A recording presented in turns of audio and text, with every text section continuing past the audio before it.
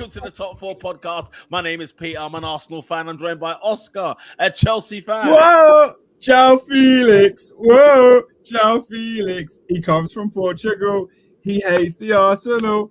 Whoa, João Felix. Come on, boys. We're bringing it back. We're bringing it back. João Felix. Whoa, João Felix. Whoa. Is that not what I said? I heard you say, whoa, João Felix. Whoa. Oh, come on, man. I heard it loud and clear. It did sound weird at first, but then I clocked it. I was like, oh, okay. You know what I was getting at. I'm joined by Robinho, a Manchester United fan. Yeah. I was trying so hard to think of a Jay-Z joke, but I couldn't. So let me just reintroduce myself. Jay-Z? My name, you flipped it. My name is Robin. I'm a Manchester United fan, and we're here to rock it. Joshua Zirkzee, let's go. But always, hold tight the 3-point collectors this weekend. Hey.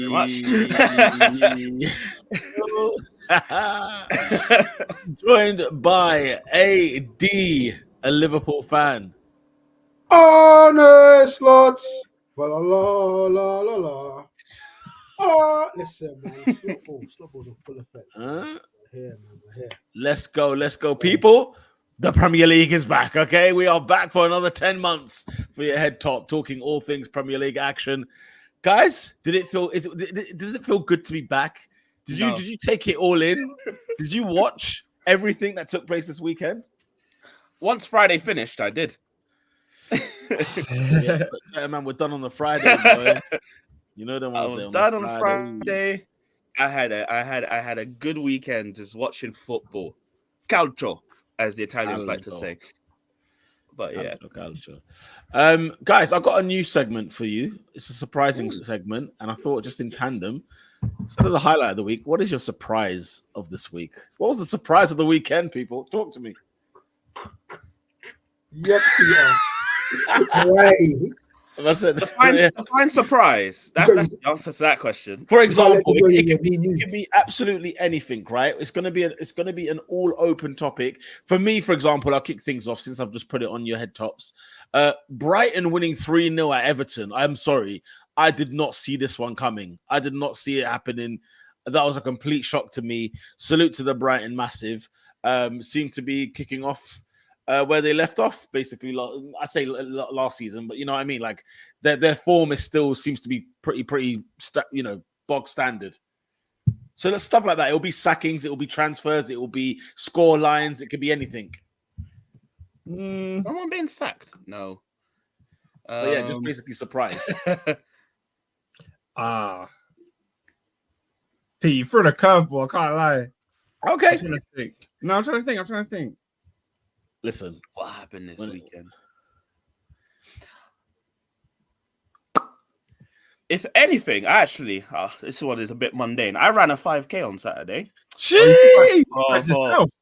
That's you surprised yourself. I did surprise myself because I've not run a 5K just out of the blue in years. Oh, fair like enough, if you know me, I don't do long distance. Short distance, I'm all over that.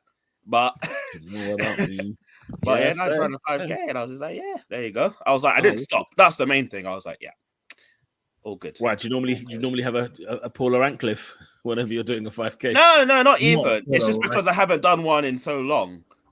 I just woke up. Yeah, Peter, what's the point of Radcliffe? What, would you stop at the side of the road and take a wise? Or just take a pony. You should have said a Michael Kyle. And when he did the marathon, he got a taxi halfway. Kyle. Any other surprises of the week? Do you know what my surprise was? Obviously, very tuned into the Chelsea versus Man City game.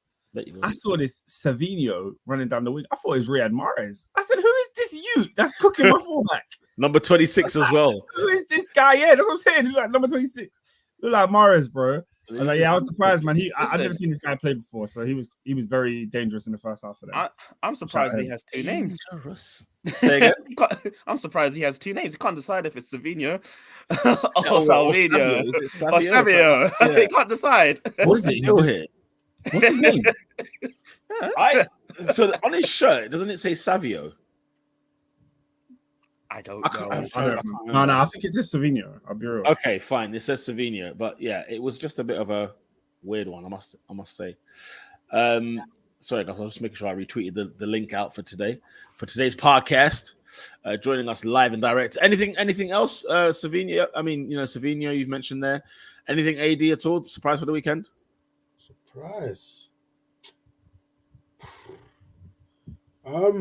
Match of the day turned 60. I tell you what's a surprise actually is looking at some of these youngsters that Chelsea seem to be plucking out of their backsides to come and play in professional league matches for them. I think that's quite surprising. There's some dude. I'm like, who the hell are you? Like, genuinely, like, all jokes aside. I can't lie.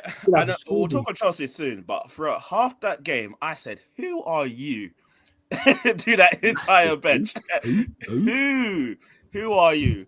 The memes of the kit man. We do not have the capacity. It's phenomenal scenes, Jeff. Okay, Oscar, I think it's only right. It's a brand new season. It's a brand new podcast. I think it's time to get the people's comments in.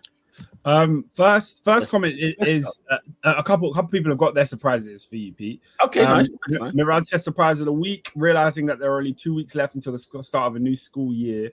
I need to get back into the zone. He needs to be back into the teacher mode. Get into that teaching mode. When he said the zone, the first thing I thought of was shoe zone. Like, he has to go buy them wallabies. Yeah, we'll get those wallabies. You'll get back from school. Nat says, surprise has to be man trying to do SA at the Emirates. Well, I'll go on for that level of freak. I think that was not that guy for me. That was insane. What was the SA? Whoa. Oh, Gabriel Jesus. Man, he got cupped. Yeah. If you ain't seen it, I don't want to spell it out. Oh, yes. I remember that. That's not my guy. That is definitely not my guy, because what happened there? Interesting. Grab. He just grabbed. He did someone out as well. What he did? Him. Okay. Yeah. Shout out to SW6. SW6 says, Robinho with the jacket. How greedy. Yeah, man. Yeah, man. It's greedy, Robin. It's greedy. It's fly, man. It's fly, man. I'm saying, man, I said that was straight lava of the century. Yeah. 100%. That was beyond the way. All right, let me go back to the original commenters, and then we can get started. Let's do it. Chelsea City business. Question of the day: what is the greatest UK house song ever? Personally, I think it's White Noise by Disclosure. I think that's house. I think that's too new. It's got to be "Show Me Love" by Robin S. I know you love that song so much. It's a 90s classic. If it's a house, you got to go 90s. Gypsy Woman. La da dee da da da da da. Me, it's got to be Little Man. Oh, who made the song? It's gone now. But Little Man is so overrated. Are you all right? Yeah, it's just a bit boring, I think. I gotta get through this house, or is that more garage? For this conversation, I'll take it. Let's add it. Yeah, what I said is a garage tune, probably. Yeah, you lot on the garage thing. You lot on the garage thing. No. I was like, is it house? It's a bit of both. All right, none of this is football related, so let's get back into the. It was a album, though. Disclosure. Good evening to the greatest football podcast to air on a Monday night when Chelsea have enough staff to do an MK Dons and CFC split, like Chelsea Football Club and West London Blues. Where's the Pez? Yeah, we can have two teams for real. Murad says, question of the day: can we get a ghetto version of the statement by Sterling's representative? What would have actually sounded like face to face? What a ghetto version! Oh yeah, a ghetto version. I'm trying. I haven't read the statement. I couldn't. I've read parts of it, but I didn't know how to do that.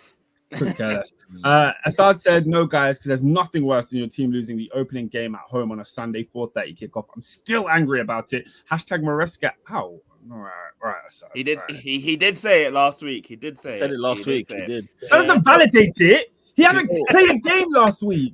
That doesn't validate it. You're a moron. Sort your life out. We'll get there. We'll get there. I'm saying Maresca out on day one, even though we played good football. Get out of it. David says, big up top four. Everyone had a blessed weekend. Have a great week. Top four will always be number one. Jeez. Oh, my guy, man. Shout out, Let's go, David. Let's go. It's love every time. All right, we've got a few more here from Nat. He said, like Mob Deep said, shout out to the killers and the $100 billers. Yeah. Listen, there's no killers on this podcast. We're all law-abiding citizens. But shout out to everyone, man. Shout out to everyone. I don't know what you do offline. Hey, yeah. Speak for yourself, bro. Okay, well, I'm not a killer then, all right? I don't know what you do offline. What's wrong with you, man? What's wrong with you, man? Hey, nah. We hear your shout. We hear your shout. Good tune. Renegade Master. People power.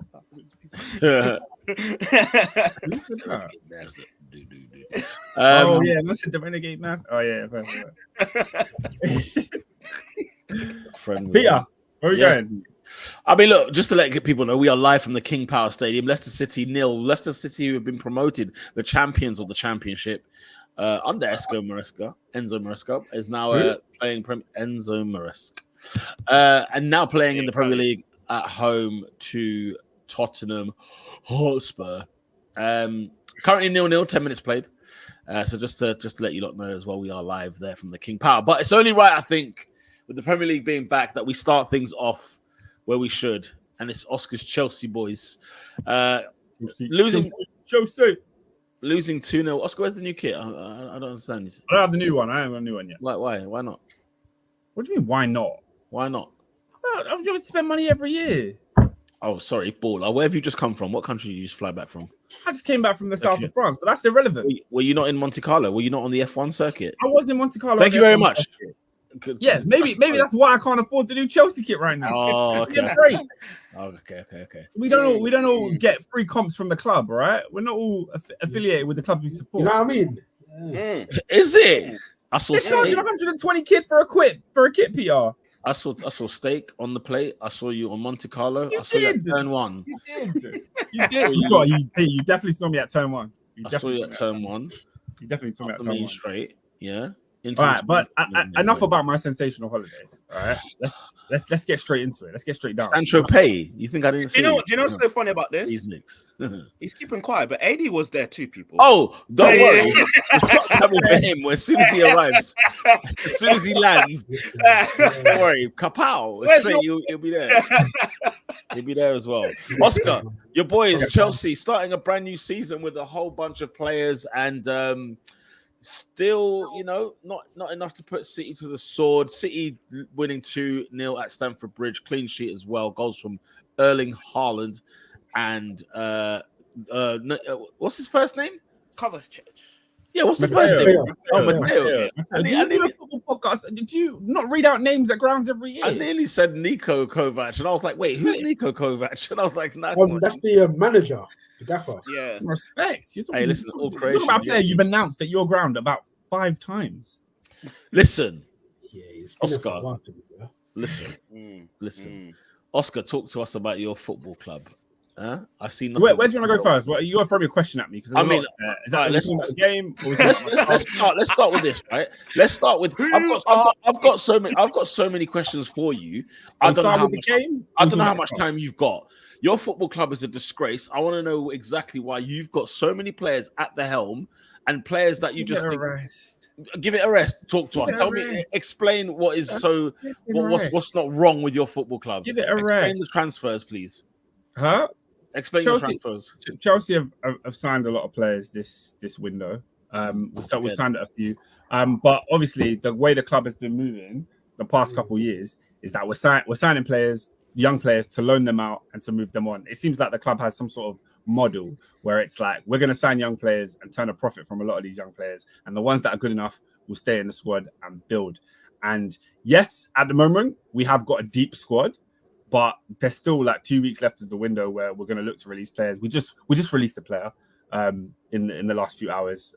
Conor Gallagher officially getting the here we go on his way to Atletico Madrid. Technically, we had a here we go last week anyway, but then it didn't quite happen. So he's back. We got another Conor Gallagher here we go, and we've also added that with a Joao Felix here we go. So we're doubled up on that one. But I think, Chelsea are still sorting themselves out. Clearly, this ownership has not got a foothold on what it means to run a football club, which is probably why we start the season like we started last season with absolutely no sponsor on our kits. the organization going into a new season is not up to scratch. I don't understand how this is happening for the Wait, I second just year in a clocked row. that. I just clocked Yeah, that. they You had haven't no- got a they had sponsor no again. sponsor. We've got no sponsor going into this. I thought it was a choice, but I was I told wish it was a wasn't. choice. I wish it was a choice because that would show some sort of power. Like it would show something like, yo, you know, we are Chelsea. We don't need no sponsor. But guess what? We need it. We just can't secure it. So I don't know who's working brand partnerships at the club, but they're struggling to find the shirt sponsor for the second year in a row. And that tells you everything you need to know about everything. Because our shirt sponsor last year was Infinite Athlete. Has anyone ever heard of that company before? Hell no. Anyone ever heard of that brand before? Nope. Yeah. So that says all you need to know. They now are still on your ad boards on yesterday. Yeah, it was still in the game. I was surprised by that as well. It's still all over the ground. But anyway, I said that to say, like, the way the club is being run is not something I can put my finger on and say there's a clear plan of what we are doing. I can assess what I'm seeing, but to tell you where I think it's going, I genuinely do not know. All I can see is the pattern that we are signing players that are under the age of 25. We are stockpiling them. We're sending a bunch of them in and out of loan, which is why I think the whole, Chelsea have spent X amount on players. And it's like, all right, cool. But like half of them we've not even seen kick a ball for Chelsea. So let's just have some respect there when we're talking about things. However, when it comes to what I see from Chelsea on the pitch, I kind of think they're almost two separate issues. I'm very disillusioned with where the club is as a status in terms of where the ownership is taking us and what we're doing on the bigger picture, because you ask me questions and I can't answer them. However, what I think about the players that we have been able to put in a good performance this season, I'm very optimistic. I'm very optimistic with Chelsea. And I think I watched the game yesterday because I was out. I ended up watching it at a pub. And I was just focused on the game. I wasn't on Twitter. I wasn't doing anything. And then I was out with friends after. I got back to online world at like 8, 9 p.m. I looked at my Twitter. I saw meltdown after meltdown after meltdown. I saw the top 4 group chat. Adrian and Ernest were talking about, I don't know what Chelsea are doing. I don't know what's going on with Chelsea. I'm like, guys, we just played the reigning champions that have won, league after league after league. And we've got a squad in which half the players have never really played together. And we're playing with our new manager for the first time ever. And guess what? The performance was, maybe a 6 out of 10. We weren't great.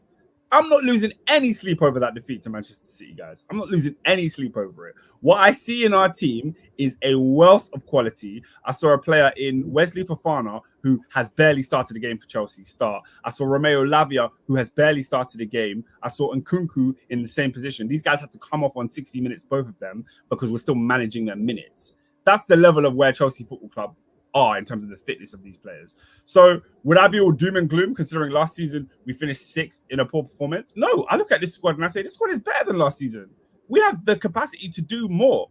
We have a better squad. We have better players. And I'm more optimistic for this season than I was last. And I don't think a 2-0 defeat against Man City and Erling Haaland is going to make me change my mind about that. Let me have it, guys. Let me have it. I'm astonished by this. I'm sorry, guys. First and foremost, I can't believe what Oscar's just said for the last 5 minutes. This football club is an absolute mess. It is a cesspit right now. When I was watching the game yesterday, I sat there to myself and I just said, you know what, right? They've spent, I don't know how many hundreds of millions, right, in the last couple of windows, whatever the case may be. They haven't got a goalkeeper. They haven't got a centre forward. This football club is a frigging joke, okay? And even there were moments in the game where I'm watching Pedro Neto, right, passing to Dewsbury Hall. And I was thinking, what football club am I watching here? Because how are we in this scenario where once again, because we were criticizing Chelsea years ago, right, or months ago, about the amount of players they buy, the spending and this, that, and the other, the contracts, they're crazy, they're a bit wild.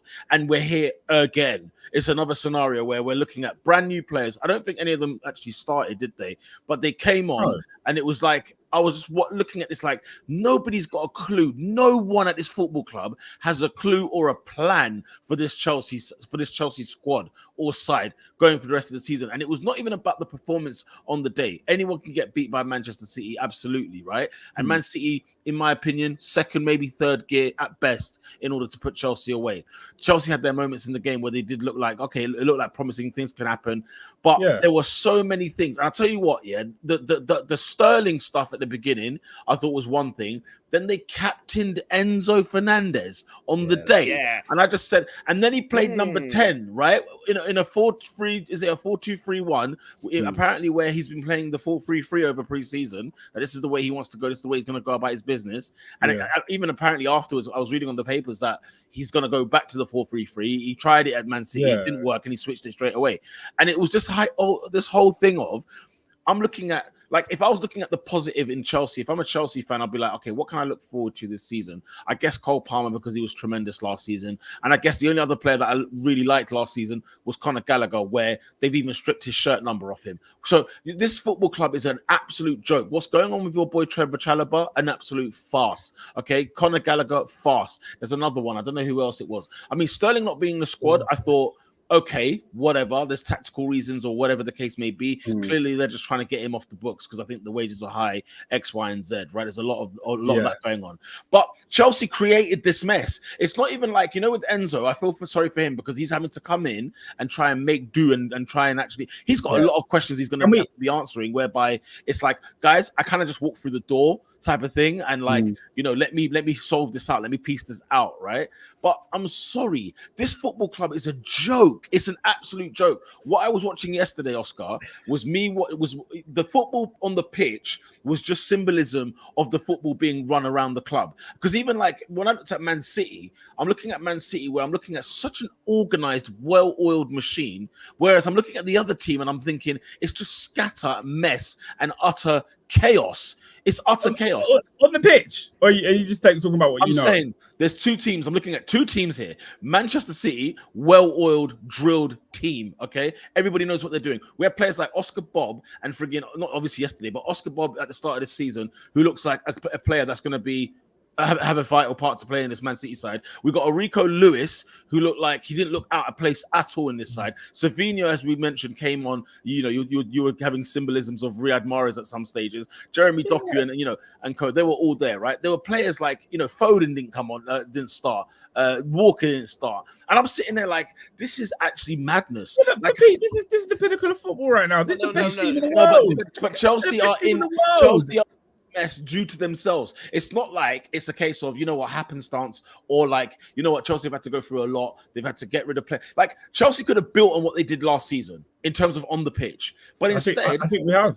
You're stripping away. No, If anything, how? The players that you had that were actually like a figure in the team, i.e. Chalobah, i.e. Gallagher, are stripped out of the side. Yeah, for example, Pierre, forgive me. Like Chalobah started like 6 games last season. He was not like he was a good squad player, but he was not a figure in the team. Like Chalobah was not. You was undefeated like your last 10, and it coincided with Chalobah coming into the side. I'm not Gallagher's biggest fan, but it was clear what he had a positive impact on our side. And also, you made a comment and you sort of were okay with the facts that, we only lost 2-0 to a fantastic Man City side.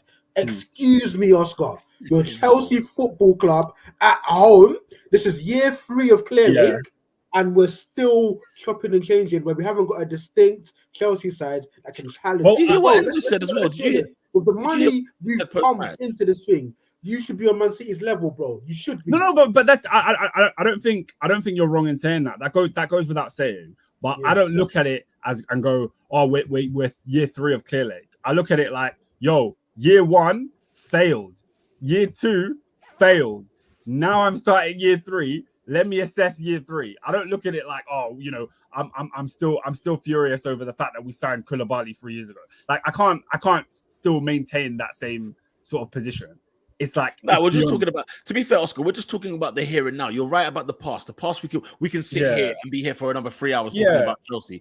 But I'm talking about today's Chelsea in a window, because look at the players you have signed. It is a case of like, okay, some of these players are quality and we know that already. But then at the same time, it's like, well, what's the plan for these players? Because I'm seeing numbers just getting thrown in here. Now you can talk about your Joao Felix now as well getting brought into the side. Okay, so who's the first 11? What's you just think like you ain't got a centre forward, which I think you are looking to have, and you ain't got a goalkeeper, which because I know Robert Sanchez lost his job on Sunday. Look, Chelsea. I do not like Robert Sanchez. I think he's one of the. Wasn't even in the side. I think Robert Sanchez is a really, really average goalkeeper, and he's supposed to be the guy that plays out from the back, can't pass the ball to save his life. I'm not happy with him at all. However, when it comes to the rest of the squad, I do think we're in a far better position than we were last year. And then look, so Murad is saying, you're saying that. I genuinely can't believe it. How can you not believe it when I've Oscar, this club is a farce. No, your club is a farce. Hold on. That's why. Hold on. I'm not talking about whether we're better now. You think you're better now than you were last year? How are we not? How are you any different? Is my point. How are you any different? I've clearly explained it to you already. First of all, we've got Wesley Fofana, who is fit. We've got Romeo Lavia, who is fit. We've got Christopher Nkunku, who is back fit. We've signed Pedro Neto, who's now added into the attack. And we've got players that have played together for at least a little bit. Talk about Dewsbury Hall. Talk about these other players that you've bought that you're not going to be putting in the first 11. Talk about them all, Oscar. Yeah. Talk about all your players. But you're talking about players that we saw play football yesterday. So it's not like every club has signed players that are squad players. Wait, why do you? Okay, hang on. Why do you actually think? Telling me that Lavia and Fofana are playing. Tell me why that is better than what you were last season. Tell me why and how. First of all, last season we were crying out for a midfielder like Romeo Lavia, crying out, which is why a player like Conor Gallagher ended up playing so many games. And we get all this thing about, Conor Gallagher had a great season. Look, he did perform really well for Chelsea, but when Adrian was talking about Chelsea earlier, he was saying, Chelsea had a good last 10 games of the season. I'll correct you and say we had a good last 6 games of the season. And if a lot of those players... We lost 1 in 10, though. After the Arsenal game, we weren't good. We weren't good. We might have lost 1 in 10. We were drawing at Sheffield United. We're having stupid performances in that run. Don't forget, Oscar, finishing 6th was actually quite astonishing. It was poor. Come the end of the season, finishing 6th was quite astonishing. Why come the end of the season? Because you had a bad season. Yesterday, when I put in the group chat the results that Chelsea had the first 6 games of the season last season, nobody said anything. Because we were losing to Villa at home, we were losing to Forest at home, we were losing ridiculous games in the season. Yeah. So yes, last season we were absolutely shocking. We were terrible. So when I look at the team this season, I just don't see it being as bad simply because we've got club's a mess. Club's a mess. The thing is, what I'm saying to you, I'm not disagreeing with that. What I'm saying to you, what I'm saying to you is, it's more of a mess than it was last year, and that will seep into your side. That will seep. Especially the way you lot are treating your players and giving captaincies to racist players in your side. So it doesn't. For me, I'm just a bit like, what Peter. What's actually happening here? Listen. If anything, that's heritage right there. So I'm not even. Don't get me wrong. If you say to me in 2024, Chelsea will hire a captain who was racist literally weeks ago to players in his own side, I wouldn't bat an eyelid. It wouldn't shock me in the slightest. Believe me, Robin, right? But we are here. And Oscar's telling me his side's better than they are last year. This club is a joke. The club is a joke. I'm saying the how can I put it? The management, the structure of it all is going to seep into your 11, and it's going to get to the manager. It's going to get to everybody. It's going to affect your entire squad. And that's the thing you got to see. I get it. It was Man City, and so maybe it looked different. Yeah. Had you played Leicester and lost 2-0 at home, then it would be like, okay, look, what's actually going on here? But guys, we know full well this Chelsea side, we can't expect anything from them this season, surely. And Oscar, you know, I mentioned the whole year three of Clearlake, right? Let's rewind the clock back a year ago. As you're perfectly right in saying, Pochettino didn't necessarily get off to a good start, and he didn't, right? You showed us the form. The reason why I mentioned that sort of 10-game run, obviously your eyes are sort of a lot closer to Chelsea's than mine, right? And you sort of said, well, it wasn't necessarily great, but you still sort of stumbled to a 6th place finish. It seems that the moment that there's some stability, the moment that there's some momentum, there's some fluidity, there's some continuity, Chelsea throw the baby out of the bathwater, and then I'm telling you, it's a 3-year project. You're saying, no, not call it 3 years. We're starting again. And now we're starting again with someone like Enzo Maresca. Well, guess what? It's a completely different, totally alien way of playing football. He now has to hopefully come in, implement his sort of style of play, have his sort of preferred sort of players, personnel, whatever. And then at the end of the season, he then has to finish better than what Poch done, which we can't necessarily guarantee. And guess what? If that doesn't necessarily work, we sack him, bring in the next guy, we sign 4 under 25-year-olds for £200 million, and then we go again. That's what it seems to feel like, bro. It seems to feel like it's Groundhog Day in a sense. I strongly disagree with what you're saying, and I'm going to tell you why. After I announced that Spurs are 1-0 up against Leicester City, Maddison getting the assist against his former club, peach of a ball onto the head of Pedro Porro, who heads it home. It's a really good goal. It's a really, really good goal. Spurs 1-0 up on the half-hour mark. That extra 0.5 killed me because Porro's a freak. Like he gets forward, man. Oh yeah, Porro's in my fantasy team for sure. For sure. So going back to your point, Adrian, you said that Chelsea played really well towards the end of last season, and it seems like they've thrown the baby out with the bathwater.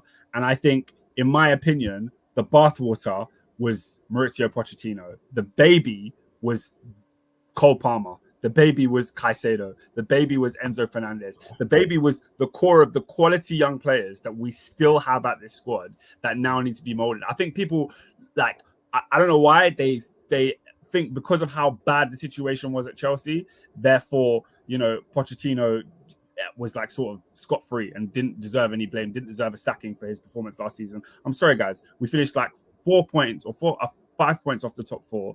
And in my opinion, we should have easily made that. Like, our squad is not as bad as we performed last season. It's not as bad as we performed the year before. And of course, like I have already said, the owners are horrific and they are making bad decisions. I still don't think that what's going on the pitch should be as bad as we saw last season. Let's see if we agree here. Oscar, Enzo Fernandez shouldn't be in your starting 11. Not because of race, as in terms of performance. Not because of race? Not because of race. As in all honesty, last year, I think, was it towards the end of the season, you were saying he had a good run? Was that when Fernandez was kind of injured and kind of was left without a side? Fernandez came out of the squad. Yeah, he got injured. You kind of got, So, and you guys kind of picked up the momentum. And I felt like yesterday, I scratched my head asking myself, what is this man's best position? Because I haven't got a clue. haven't got a clue. And I didn't watch him at Benfica, so I don't know what he was over there. But, Enzo Maresca now is going to be sitting there thinking, okay, let me try and shoehorn this guy in. He's clearly one of his guys. And again, we're asking the question, well, because in the 6, he weren't that great. In the 8, I think people were asking, should he be in the 8? They put him in the 10, which I thought was a farce. And then if you bring in Joao Felix, and then you got Caicedo, and you got Lavia, and you got Enzo, you got Dewsbury Hall and whatever else. Who plays? First of all, the signing that's confused me the most this window is Kiernan Dewsbury Hall. I don't know why we bought this guy. I don't know. Honestly, I don't know. I don't know why. That came with Maresca. Yeah, it came with Maresca. Honestly, he came with Maresca, but it's like, okay, we still got Kaini Chukwuemeka who would be getting those fake minutes. Those are coming on the last 20 minutes. That's what Kiernan Dewsbury Hall is now going to get. We've got Palmer who can play centrally. We've got Joao Felix who can play centrally. And Nkunku's going to be fighting for minutes in those sorts of areas. And now you're playing Enzo in the 10. It's a lot. It's a lot of depth and it's a lot of clunk in that position. Would you say it's too much? It's far too much. The only reason I think Chelsea performed so bad last season is because people don't give us credit for this, but I think Chelsea and Man United last season were inundated with injuries. It was astounding the amount of injuries that Chelsea Football Club had last season, and it didn't seem to be taken into account at all. Like when people judged our performance at the end of the season. So I think if we were to fall into that situation again, if Nkunku was to get injured again, Lavia again, maybe someone else who doesn't normally get injured just falls into that 3-month off period, then I like having a Joao Felix, having a Palmer. Do you know what I mean? A lot of these, people forget. I mean, when we signed Cole Palmer, there was no guarantee Cole Palmer was going to start for Chelsea. There was no guarantee. There was no guarantee. But the way the season panned out, the injuries that happened, he got his way into the team and he kept his place by playing amazingly. So it's yes, whilst we have a lot of players, I just saw what happened last season with injuries, and I think, goodness me, we struggled. We really did struggle for the team. And that's why players like Chalobah and Conor Gallagher were playing so much. They were never meant to be in the first 11, but the squad depth carried them in. Boy, this would be an interesting saga. What do you guys think of the Neto signing? What are we thinking? Positive? Do you think his career can kick on at Chelsea? I'm so pissed off he's gone there to piss his career. He's gone to piss his career away. His career? He was on the left for a start yesterday. It's not even his position. And the thing is, I just knew this would happen. Hold on. He's played on the left for Wolves before. He's played before, don't get me wrong. But what I'm saying is he's what we know him for when he's killer and gangster is down on the right-hand side. Okay. And he's phenomenal on the right-hand side. It's just another player that we all liked prior to Chelsea, who goes to Chelsea, and that's the end. That's it. They're done. It's gone. It's finished. It's over. It's frigging over. It's over. Know, I think I love him, Oscar. I freaking love that kid. And I think Jesus. You make this up. Like, you make this up. Okay. I'll see you in May. He'll be back on loan to Wolves in January. I'll see you in frigging May, mate. But you and I both, that's not true. You and I both, that's not true. And then when I bring it up to you in January, you say, you act like you didn't say it. I'm adding spice, but what I'm saying to you is, you know what I'm talking about when I'm saying it, though. You know what I'm saying. Add vibes cartel too if you're gonna add spice. Listen, Oscar, you know full well he's not gonna be a success at Chelsea. We know this, and it won't be down to him. You'll blame the system of Chelsea Football Club. You'll blame the structure of Chelsea Football Club, and you'll blame injuries. We know this already. Look, Chelsea top quality players that go to Chelsea, they freaking die there. They freaking die there. Name me the last one that came out of Chelsea, for goodness sake. Well, the guy that plays for your flipping club and scored on the weekend. The one that you lot kicked out. The one that all of your fans berated. The ones that all of our Chelsea fans called him the best on earth. That guy. Yeah, I didn't hear that song after the Champions League final. To be fair, it was made after the Champions League final. That's when the song was made. Yeah, it was made to celebrate him winning the Champions League final. What are you talking about? It didn't last long. Come on, mate. First of all, if that's the best thing that's come out of if that's the best thing that's come out of Chelsea, bloody hell, then. What do you mean the best thing that's come out of Chelsea? Because he's a much better player at Arsenal than he was at Chelsea. We're not in the business of selling top talent. No, what I'm saying is when top stars go to Chelsea, they die. That was the point I was making, and I can't remember one that thrived. The last Chelsea player that more or less thrived, during their tenure there and thrived, and you said, you know what, cool, they went on and they moved on and they done whatever they done. I'm scratching my head. There is obviously a player, but I'm scratching my head. I think it's one of those ones where Chelsea haven't been successful for a long time. So I could talk about all the players that were in that Champions League winning side, the ones that did well. Yeah. However, when it comes to the amount of young players that we've bought, the amount of players that I think are going to kick on and play well, I'm just not ready to throw the toys out the pram over one league start. I'm just not ready to do it, and I think a lot of people are, which is fair. I just can't believe we're here, guys. It's 2024 August, and we are here talking about Chelsea. And this is the state of Chelsea. From the minute Poch left, you guys knew, the horror show continues. You just knew it. And then when they brought in, when they recruited Maresca, it's like, where have they come up with this now? Guys, when they've sat there looking at the talent pool, don't get me wrong, maybe the managers are not there and this, that, and the other, But if it's a case of like you do what you can to make Poch stay. Or, you get... listen, Maresca may prove to be a half-decent manager, but my God, the task he's got is mammoth. He's already started... The crap he's dealt with from June to now already. You know what I'm saying? If he had hair, it's going by the end of the season. Type of thing.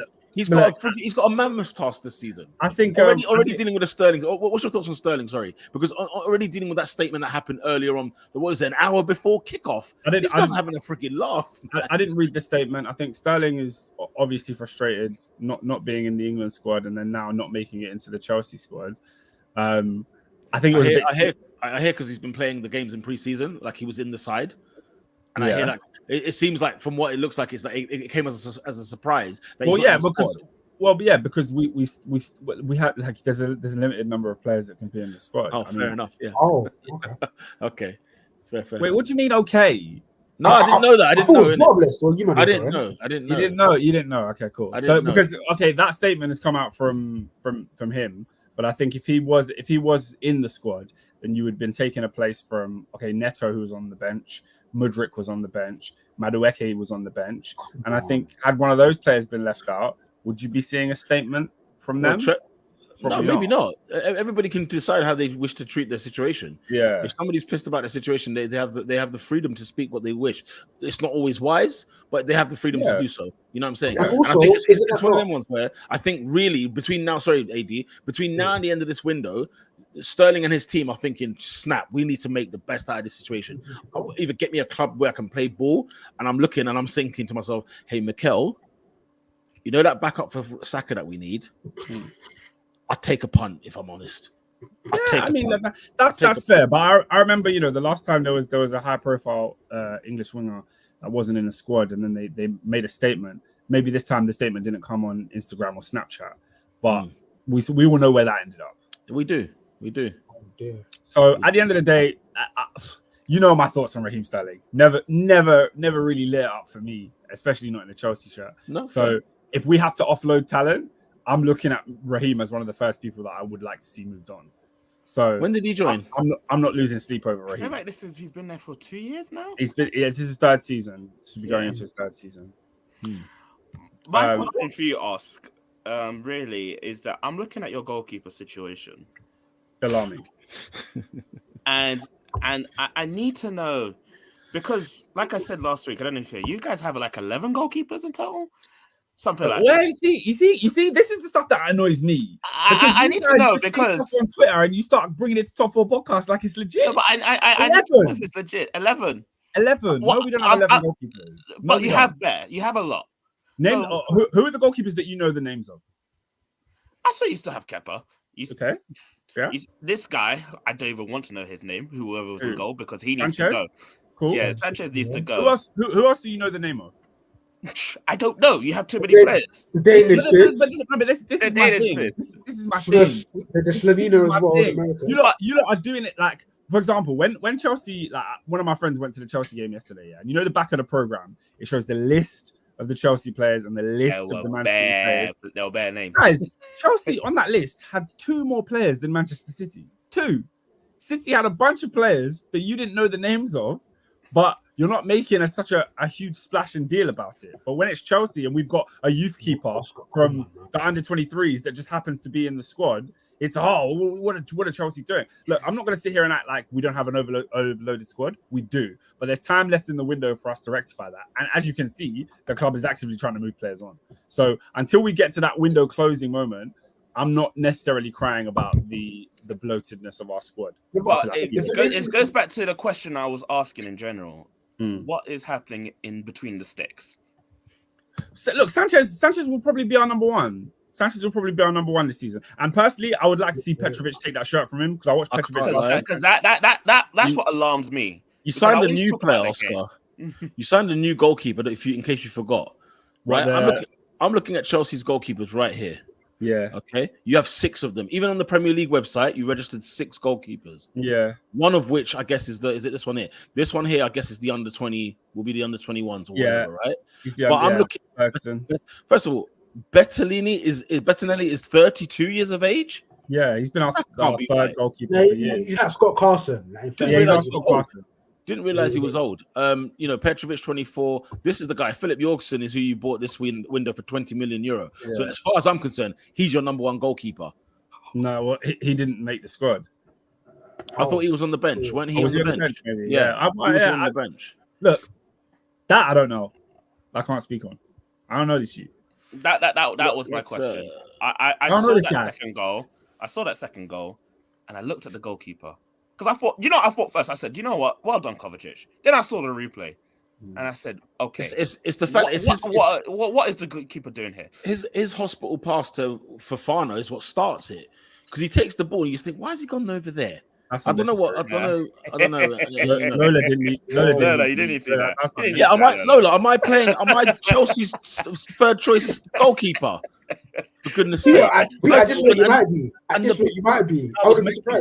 The point I was making was when Chelsea bought him, I thought, this is like another one, like 24, 25 years of age, starting to come and back up the number one. You never heard this guy in your life. For years, to be fair. I've never heard of this guy in my life till he came to Chelsea. Yeah. Nelly. Flipping hell. Look, guys, this is passes and all that stuff. Like I said, Sanchez. I wrote him off the day we played Arsenal last season at Stamford Bridge, and he passed the ball to Declan Rice. I wrote him off that day. So, for me, never ever liked him. Never saw it. So hopefully, what about your centre forward for the season? Do I need to speak on Nick Jackson again? Well, no. Who is it going to be this season? Because you still got Lukaku in the Bix. You're looking at Osimhen. Lukaku will never play for Chelsea again. Okay. Osimhen, is it going to happen? I don't know. I don't know. I feel like these are conversations we will be having on the podcast to come, like for weeks to come. All right, quickly. Unless anything more on Chelsea, I want to move to Man City very quickly for 2 minutes. I was gonna say, Oscar, can you bring us something positive? Any positive things that you saw on the pitch? Because we've had a lot of negative. On the pitch, yeah. Positive on the pitch. Good stuff, man. Big positive on the pitch. Romeo Lavia I thought he was really, really good, dominant in midfield, and I think we looked horrible when he came off. I think that's when Chelsea really lost the hold of the game. And I think there was a little spell when we started the second half where we were like, we had a lot of possession. We weren't quite creating a lot of chances, but we were giving City something to think about in that final third. And I think Lavia was a huge miss for Chelsea last season. He will be the difference. I spoke about Nkunku, I spoke about Wes Fofana, but Lavia will be the difference for Chelsea this season as to why I'm optimistic. It's a lot of pressure. I mean, is it? He's good enough. I'm saying it because he's good. Fairs. Guys, Oscar as a Chelsea fan, he has to be optimistic about his side, and fair play to him. You know what I mean? Game week 1, it is what it is. Chelsea are in the frigging mud, man. They're in the frigging mud. Shout out to Mirad, man. Yeah, we should have had a penalty. We should. Ref Anthony Taylor, though, that's what you get. You get what you pay for. Well, they did make a whole point of the new handball rules, and basically saying that that the things about hands behind the back no longer counts as handball.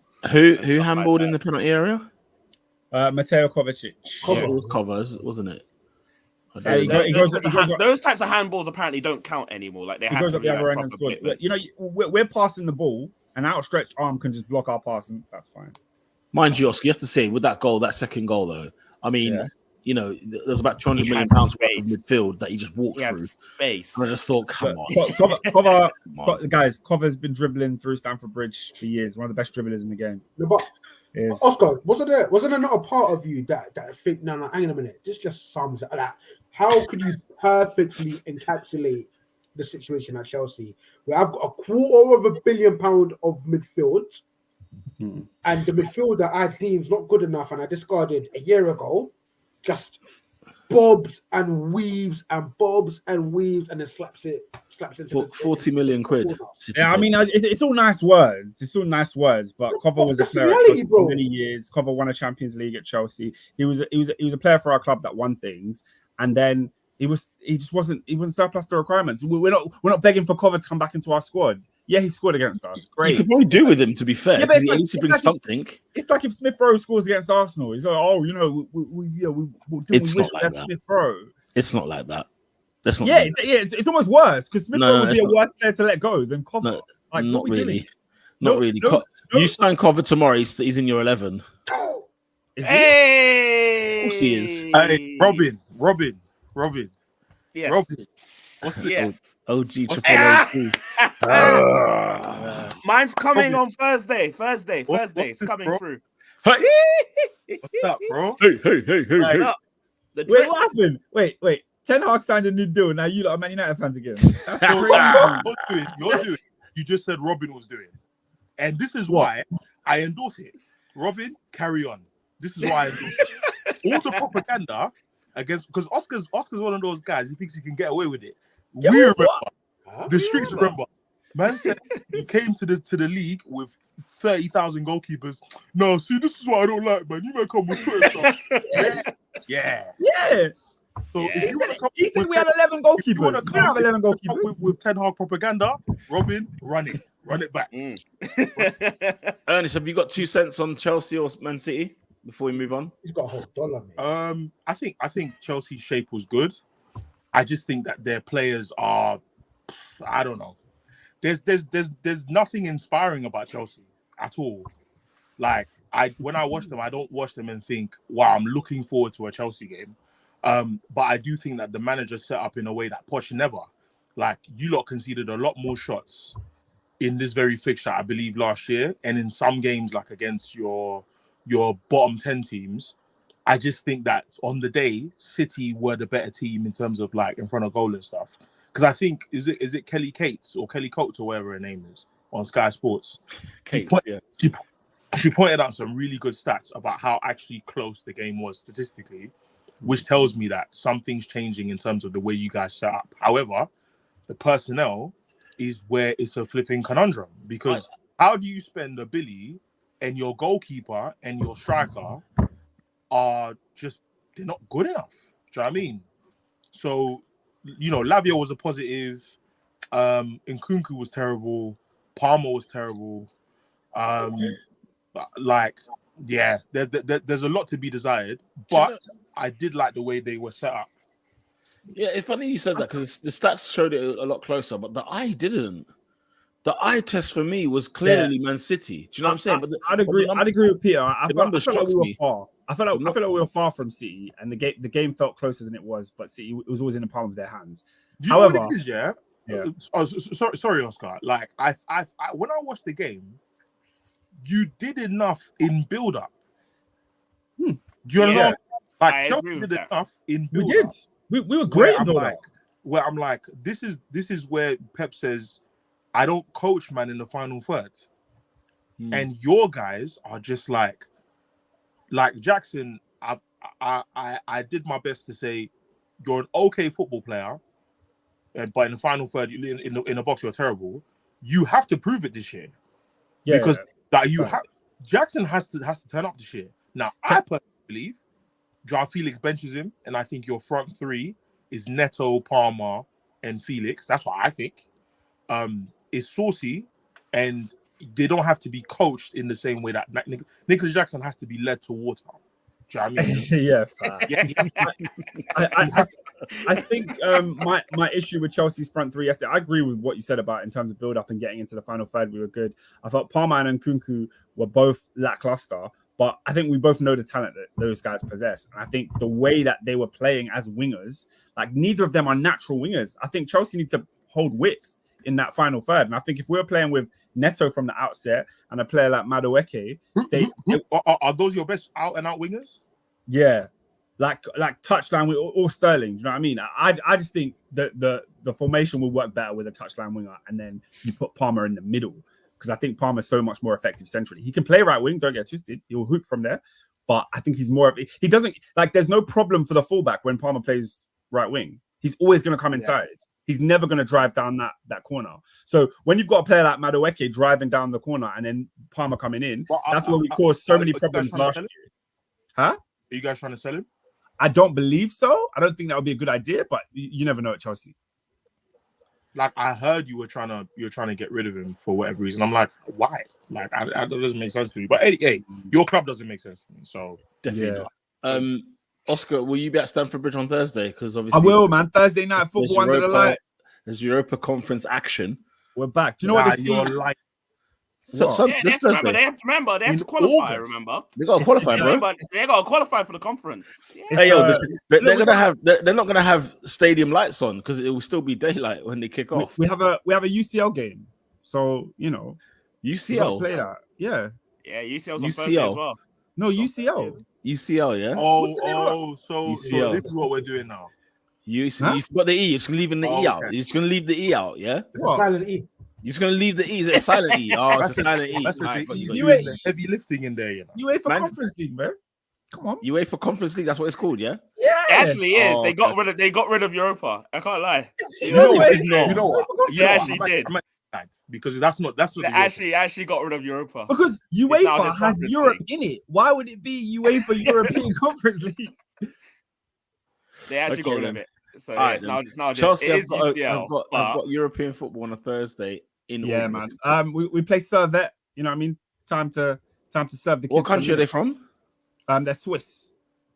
You know what? We can't let Oscar get away with trying to own this. You know. No, honestly, he's getting rinsed every game. No, Oscar. Am I supposed to act like I don't want to watch it? No, Oscar, because you see the thing with Oscar. Yeah, how much was your ticket? I'm gonna try my £27. That's What's that? £27. Is that hospitality? Is that in the That's hospitality suite? It's a fair price. No, Is that that's hospitality? £27. £27, Hospitality? bro. Yeah. No, What, no you like hospitality. food I don't, as I don't well? get hospitality, man. I don't get hospitality. That doesn't get food as well. Does that get you food? No. But Oh, right, okay, I like I hear it. Obviously, Conference League. It's the L for a club of our stature. We shouldn't ever want to be in that competition. But we're here. Like we're here. You know what, though? Do you know what? In it to win it. It's a competition that's needed. I fully embrace No, it's it. not. No, Robin, I I can't stand you. I can't stand you, no. Robin. Let Robin, me I can't finish, let me stand you. finish, No. let me finish. Let me cut you right here. You The know, Europa League no. conference is not a league we It's not need. necessary. We don't even need the No. Europa League. It's a waste of time. It's a waste of space and time. All Here, are doing is I am consumption all for of these people. of these I am all second for and third teams. tier. I Third am tier all of for European teams. football. I'm all for teams going to play other countries. No, miss me. But West Ham have got European That's Cup. what I said. No, That's no, why I it's- said. It's I nice, said I man. hear it. But for certain teams, I don't that's care. what I say. Yeah. I'm not here for certain man. teams. We need Yeah. to bring back respect to the Champions League. Let's If you're respect not European in it- football. If you're not in it, you stay home and watch Emmerdale. I'm so sorry. Ernest. No. Last If you're season, not in the Champions League, then you stay home. No, but let's Ernest, be real. last year, Robinho, Europa League, last season, Europa League has been here for God knows how long. it should Has go. it been- It should go. It should go. Nah, It come shouldn't be. on. It should go. It should So have been a cup. UEFA Cup, the The UEFA minute, Cup, the minute, Respect the minute, UEFA Cup, man. the minute. respect if the it- UEFA Cup. Oscar, if it was still the UEFA Cup, I hear you. It's not It the might UEFA as well Cup. be. Let's make a tier 2. We're gonna make a championship version of the Champions League. No, Yeah, go, yeah. get out of here. Go to hell. You're- Now we've got a League you're- One version. He said, No, go to hell. Get out of Yeah. here. I'm gonna leave you yeah. with this, yeah. Your club record signing, yeah. The greatest accomplishment he has is lifting that Europa Conference League trophy. I don't give a damn. It's the stepping I stone. don't that give a brought him to the damn. club.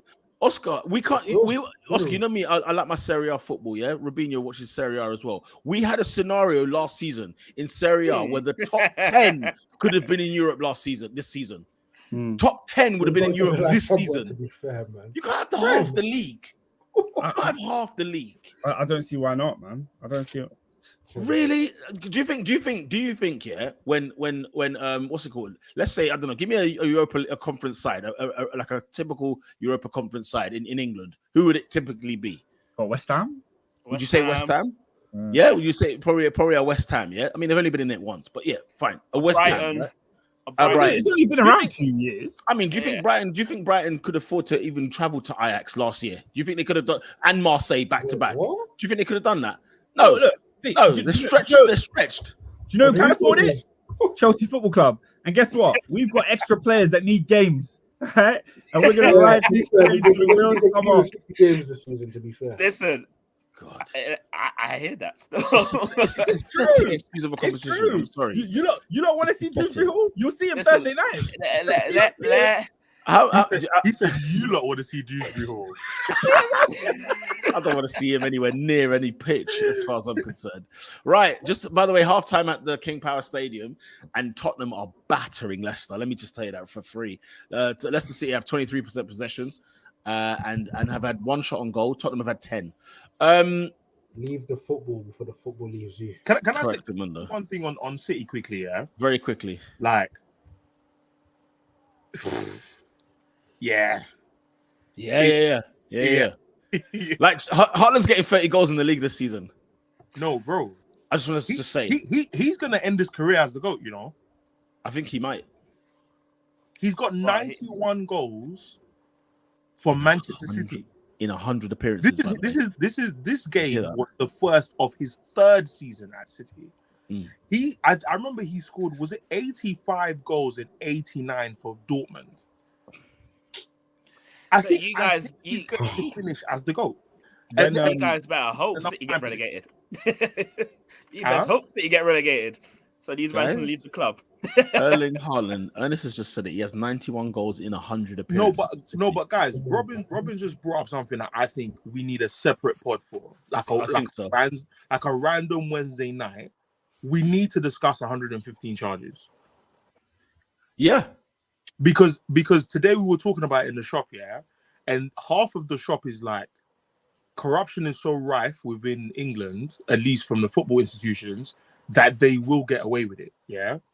Now, I think there's a threshold for corruption within the Prem. And I think that even if you say they get away with 100 charges, they got to go jail for the 50. No, Ernest, I'm sorry to break it to you, bro. Like the Premier League is the bentest league of them all. Because here's the thing: its governing body is who? The 20 Premier League teams. No. But they don't even have a board. My thing is, if you're Everton, and you're Nottingham Forest, and you look at them get away with it, you say, And you're about to be Leicester as well, who just came. Yeah. Now, somebody said to me, "Oh, but there's levels to the teams they will allow to be embarrassed." Now, I said this: what if Arsenal get fined for stuff? What if Chelsea get fined for stuff? What if United get fined for stuff? Should they appeal to the Premier and say, you didn't stick it on the most relevant team in the league right now, so why should we succumb to your nonsense? So can I ask you a question in response to that? So are you suggesting that the Premier League will look at these charges, and obviously City are fighting it with their lawyers? They're saying, no, we didn't do the things we're... And you know City got lawyers. Oh, yeah. Are you suggesting that the Premier League will see City have done wrong and choose not to act? The consensus in the shop, the consensus in the shop was that they're not going to get the punishment that fans want. And I said, I don't care about. I don't necessarily care about how intense the punishment could be from a fantasy perspective. Like, oh, I dream about relegation for City. I don't care, because ultimately I can't control how corrupt the Premier League is. I'm just saying you can't let them, because the spectrum is, the lowest would be let's all agree that the lowest you could do is fine City. Fining City is like giving a parking ticket to a billionaire. They can pay upwards of 100 million, 200 million, 300 million and walk and go home calm. It's not a problem. 300 million is the front free at City. Do you know what I mean? It's not a problem. Then that's the lowest end. On the highest end, you get expulsions, you get points deductions, you get relegations, you get all the stuff that comes with it. I'm saying wherever you are on the spectrum of punishment, even if it's 15 out of the 115 you punish them for, punish them. But don't let them get away with just we're the most relevant club in England right now, and we're just gonna get away with stuff because we're Man City, and we know we can. If the Premier League wants to demonstrate a level of integrity hitherto unknown, then you can't just punish Nottingham Forest and Everton. Now, I understand why those were done quicker, because obviously 115 charges to 2 or 3 is not the same level of bureaucracy. There's a lot more paperwork when you have the evidence that's presented before you. Yeah, my whole argument in the shop was you have to lock them up for something. Honestly, they don't have two things. The Premier League, guys, I'm here to break it to you now. They don't have the balls. They're not going to deduct them any points. They're not going to get relegated. Here's what's going to happen. And remember, wait there, Oscar. Maybe a transfer ban. But let me show you the difference between what happened to Leicester, or what's happened to Forest and Everton and Man City. Man City are getting done. No, We got a ban too. We got a ban. No, I'm not. We'll get to yours later. You lot were doing illegal activity. Man City are being done for fraud. Is that not illegal? Yeah, but what I'm saying is, they will not be proven guilty in court, guys. That's the question. I think you guys need to come here and understand they will not get done. They will not get proven guilty for doing fraud. Yeah, Ernest, I want to know this, because I don't know anyone who's actually done the research. People say the number of charges, but what are the charges? They're falsifying the accounts, right? So they basically, there was a documentary on about 2 years ago. Do you remember I told you guys, watch this documentary on YouTube, because it was basically about Man City and how they've, like the Etihad and what's their owner called? What's their owner called? Sheikh Mansour. Sheikh Mansour. Yeah. And then I think there's another company that's involved. I think it's called AEG or something like that, right? Or Abu Dhabi something, right? And they've been in order for you to spend certain amounts of money, you would have had to have made some certain amounts of money. And this company sponsored Man City, 20 million a year for, a new sponsor or this, that, and the other. And it turns out that these sponsorship deals is just Sheikh Mansour's businesses funding Man City. And it's not actually a partnership deal. It's just, I'm taking money out of my company and I'm throwing it in Man City's, hence why they're able to spend the money that they spend. So they're basically saying that financially, the books that Man City declare in the financial year isn't actually the case. We made 253 million because of Etihad Airways, because of this, that, and the other, this, that, and the other, this, that, and the other. But it turns out that there's no actual evidence that there's a contract or there's anything in place to say this company is sponsoring Man City, henceforth the money that they have, they're making a profit still every single season, because at the end of the day, financial fair play is you can make a loss of 105 million over 3 seasons, and so Man City don't seem to hit that bar regardless of what their financial. But the problem, the bit that where certain people like that talk about Man City's commercial accounts is, how are they making as much money, if not more money, than Manchester United? Impossible. It can't be. They cannot be making such commercial revenue, because the two doesn't add up. You know what I'm saying? I've got the charges here, by the way, Pete. Talk to me. Let's go. So, and I guess some of them are just multiple seasons, aren't they? That's why they've just added. So there's a type of charge, and the number of times they've been charged for that. Cool. Okay, sure. Yeah. So the type of charge, the first one with the most is 54. Yeah. Okay. 54 is the number of breaches within the charge, and the charge is failure to provide accurate and up-to-date financial information from 2009-10 to and including 2017-18. There's 54 of them bad boys. 2009-10, brother. 100 points. Brother. Yeah, it goes back. Do you know what I think is happening? Go on. I think City are doing their own investigation, because if they go down, they're taking everybody with them. How are you looking at my records from 09? Yeah. 09, because it got leaked, innit? Because the information got leaked. Because that guy went to jail. The guy that went to jail for saying, "Look, guys, I've got." What was it? Julian Assange? Who did that? Who I did forgot it? his name. He used to work for Build. He used to work for Build, and Build sacked him because he did basically unethical work. Crazy. It basically hotting up people. So he was just a whistleblower. And basically, and he's got dirt on like 20 clubs in Europe. Yeah, he must do. He went to jail the first time because who did he hot up? Who did he hot up? He hotted up Porto or someone like that. It was someone in Portugal. I think he's Portuguese originally. So somewhere in Portugal, he hotted up someone in the beginning, and then he's just been flame on since. Yeah, I said about it. So the second is 14. And it's failure to provide accurate financial reports for player and manager compensation from 2009-10 to and including 2017-18. 2009. Mancini's got a hefty part to play in that as well. Apparently, his is a big deal. I kept hearing his name. His was a big one. Yeah. The next one is okay, so it's not actually in numerical order. So 35, charges: failure to cooperate with Premier League investigations from December 2018 till present. That's the financial hit. So that will be a £10 million fine. Yeah, that's what UEFA hit them with for the exact reason. And then 7 is breaches of Premier League profitability and sustainability regulations from 2015-16 to and including 2017-18. The last one is 5, and that's failure to comply with UEFA's regulations, including UEFA's club licensing and financial fair play regulations.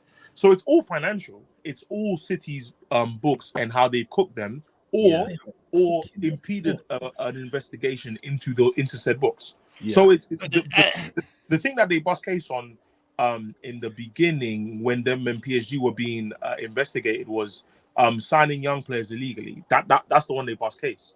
Now, then the second one is the one where when UEFA fined them 10 million 2 seasons ago was for failing to cooperate. Yeah, because they took it to Cass. Cass said nothing wrong with City here, and then UEFA still hit them. Cass said that the investigation wasn't done properly. That's why it got turned around, because there were some things that UEFA missed. Because remember, UEFA jumped the gun in banning City without doing all their investigations. Well, Whereas I that's mean, why the City's lawyers were just cleverer. yeah, Do you know what I'm saying? They were just better. yeah, they jumped the gun. However, there's two things that's key about lawyer. this. The Premier League is a private thing, so it doesn't. That's why you said it's managed by the 20 clubs and so on and so forth. But it's got the chair. Yeah. So CAS can't come into this play for some odd reason. Apparently, CAS can't. If they get found guilty, they can't go to CAS for it. Yeah, So I've heard that's that. I don't know one- why though. That's I one don't key know why. difference. And then secondly, because of how long the Premier League has been doing this, and I think there will be some sort of punishment. I agree. I don't think it's going to be full. I do feel like there will be some sort of punishment. What did they get for starting 26 games incorrectly in the second half? Did you see the one that they got over the summer? They got fined for 26 matches in the Premier League. And then they tried to hot up everyone, and then they not stopped. starting at the right time or Yeah, then delaying they tried to- kickoffs. Yeah, they tried to sue the Premier League, and then obviously they got found out, and then they apologized and they said, "Oh, we won't do it again in the future." Yeah, I think it was 26 games they got done for. What's going on? SW6 is saying exactly what I feel like. I'm not saying what the charges, what the fines and the punishment should be. I'm saying punish them. Whatever the spectrum is, wherever you want to be on the shallow end or the deep, fine. Do whatever. When you say punish, are we talking just financial punishment, or are we talking points? Are we talking leagues? I'm saying the most I can ask for is a punishment. If you punish Nottingham Forest and Everton, then punish City. I'm not asking. City won't be found guilty, Ernest. But here's the thing. City won't be found guilty. That's the difference here. If this has been spanning since 2009, they've been falsifying records and cooking books, and handing money off to players and managers that was not disclosed. Every title needs an asterisk. Every title.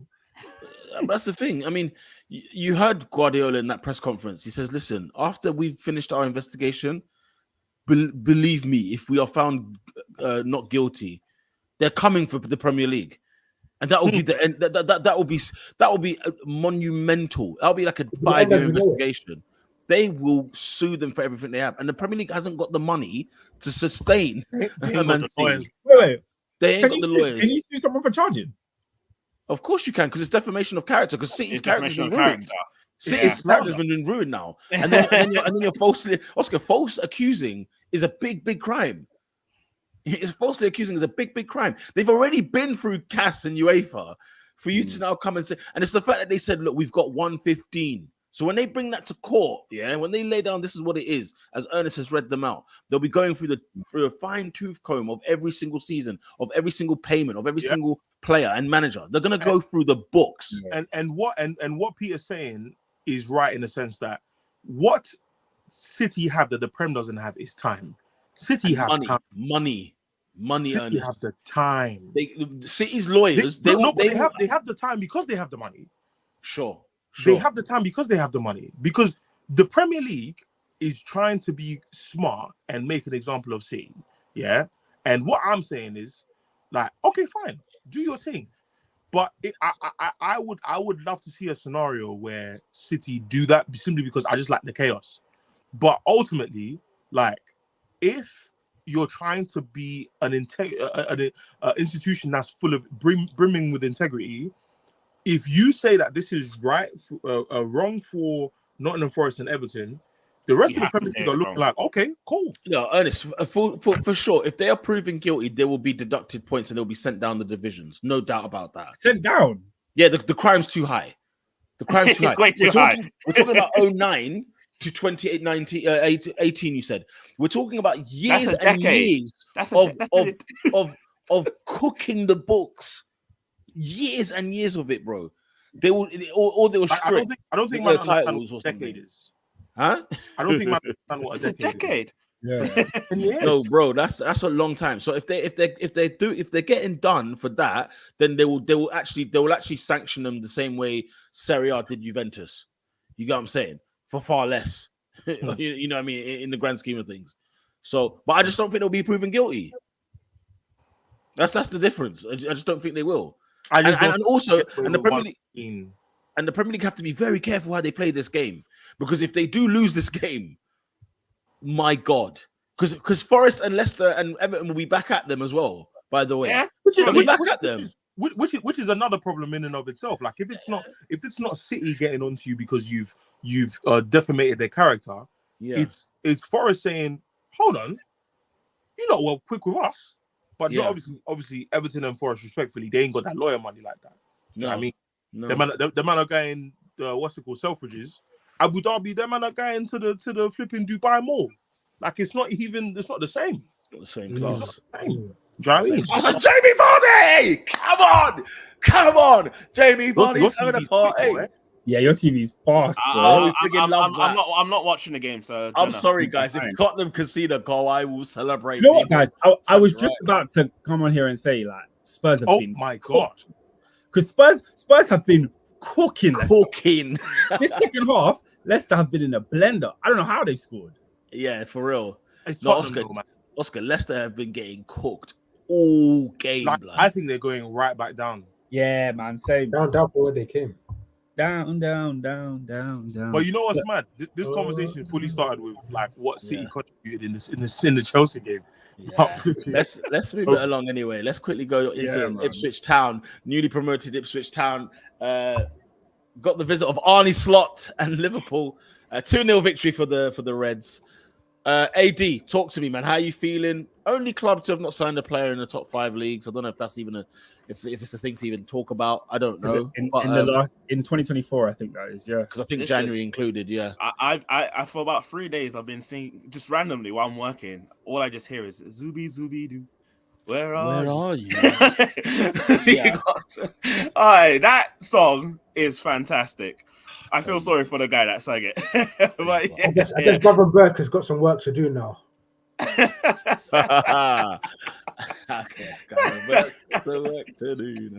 Excellent stuff there, John.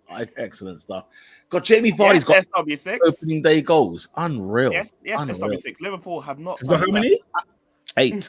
One behind Salah. What? Yeah. Again. Opening day goals. But guys, look at the list, yeah. Alan Shearer 8, Wayne Rooney 8, Salah, Vardy. Guess who else is in that list? Frank Lampard. Frank Lampard. Yeah. He's a crazy player, man. Jimmy Vardy's having a party. Bring your vodka and your chocolate. Because, bro, Oscar, I can't lie to you. Sometimes, yeah, like I build the time like that. I see the way they talk on Lampard there, man. I'm not a fan, so I can't really get too. Yeah. No, I hear it, man. I hear it. You need to rein it in a little bit, man. Talking about like some scrub, calling him Fat Frank, and all of these funny things. You know what I mean? The thing is, there's a massive difference between manager and player. So. No, but like, forget the manager stuff.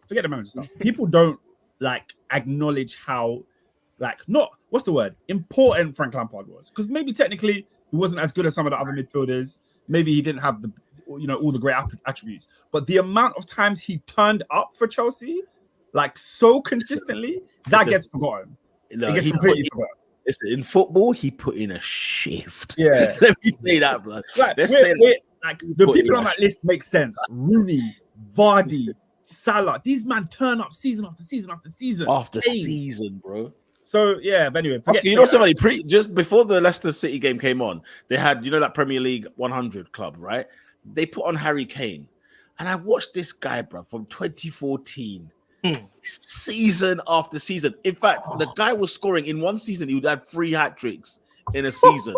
And I sat there. I said, "Yo, this guy." You know, a brand new season starts. Same old Kane. The commentary was like, "New season, same old Kane." And I'm thinking, he said it about 4 times. You know what? Yeah, our generation, we don't rate machines. That's why people like Haaland get slander. Because this guy delivers every week. We're bored of it. Hey, Oscar, we're bored. We don't rate machines. We're bored of Haaland scoring. It's not. It don't matter no more. What the Haaland, Salah gets it as well. Yeah, we don't. Do you know what's mad? Like, man have more patience for Nicholas Jackson and Darwin Núñez than Haaland is given credit for. 100%. Do you know how crazy that is? The thing is, listen, I am here for machine blood. If you're a machine, I'm here for it, blood. Because at the end of the day, it's the thing that you cannot argue against. Under no circumstances. No, when they said Salah has 9 goals, I said, that's opening day. I said, wait there. How many seasons has he been playing in England? It didn't feel like 9. Yeah. It doesn't. It really doesn't. It doesn't feel like 9 Because seasons. hold on, was he there with the Warrior kit, or was he New Balance? No. Warrior charge. He I'm was not New sure. Balance, 17 Was he New Balance? Yeah, New Balance 17. Yeah. But I think he scored for Chelsea on his debut. I don't know if it was opening day. I don't Yeah, think but I've seen that. we don't count them Chelsea days, man. I don't think Yeah. I've seen Fair that. enough. Fair enough. Yeah, I mean, it's another guy, another Them haircut. Chelsea and Roma days. But yeah, AD, talk to me, man. Listen, Liverpool 2-0 with victors. Come on. I told the boys at half time, there's no point talking about tactics if we don't win our deals. Gangster. Listen, That was Arnie's line. Arne Slot, bro. The guy is gangster.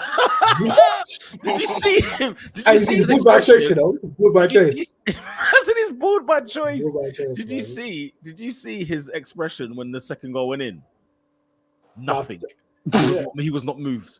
He He was not said- moved. He said, if I tell you something, do it. Don't make me respond on the touchline. Nah, Guys, you know you've got- what? I'm listen. not gonna lie. I'm this close to loving the Liverpool manager. You know? Oh, the slot. Because La. I saw Soboslai do things he did not do last season. He did not do last season. No. Not early, but I told you but he's got it in him and again, I'm gonna double down on it. It's Steven Gerrard Mark II. Nah, But he's got Adrian. everything, bro. He's got the Steve, physicality. calm the down. technique. I'm not calm. I can't be calm. Calm I'm down. telling you. Yeah, Calm down. I don't know. Calm down. I don't know the guy who was marking Trent, right? But he did a good job, and then twice he let his guard down, and twice That's the he got thing. punished. He That's got the thing. absolutely punished. If Oh if my I God. can say anything, like, yeah, it's tried. Like, they really tried, and I felt sorry for them because after the first goal went in, Not me.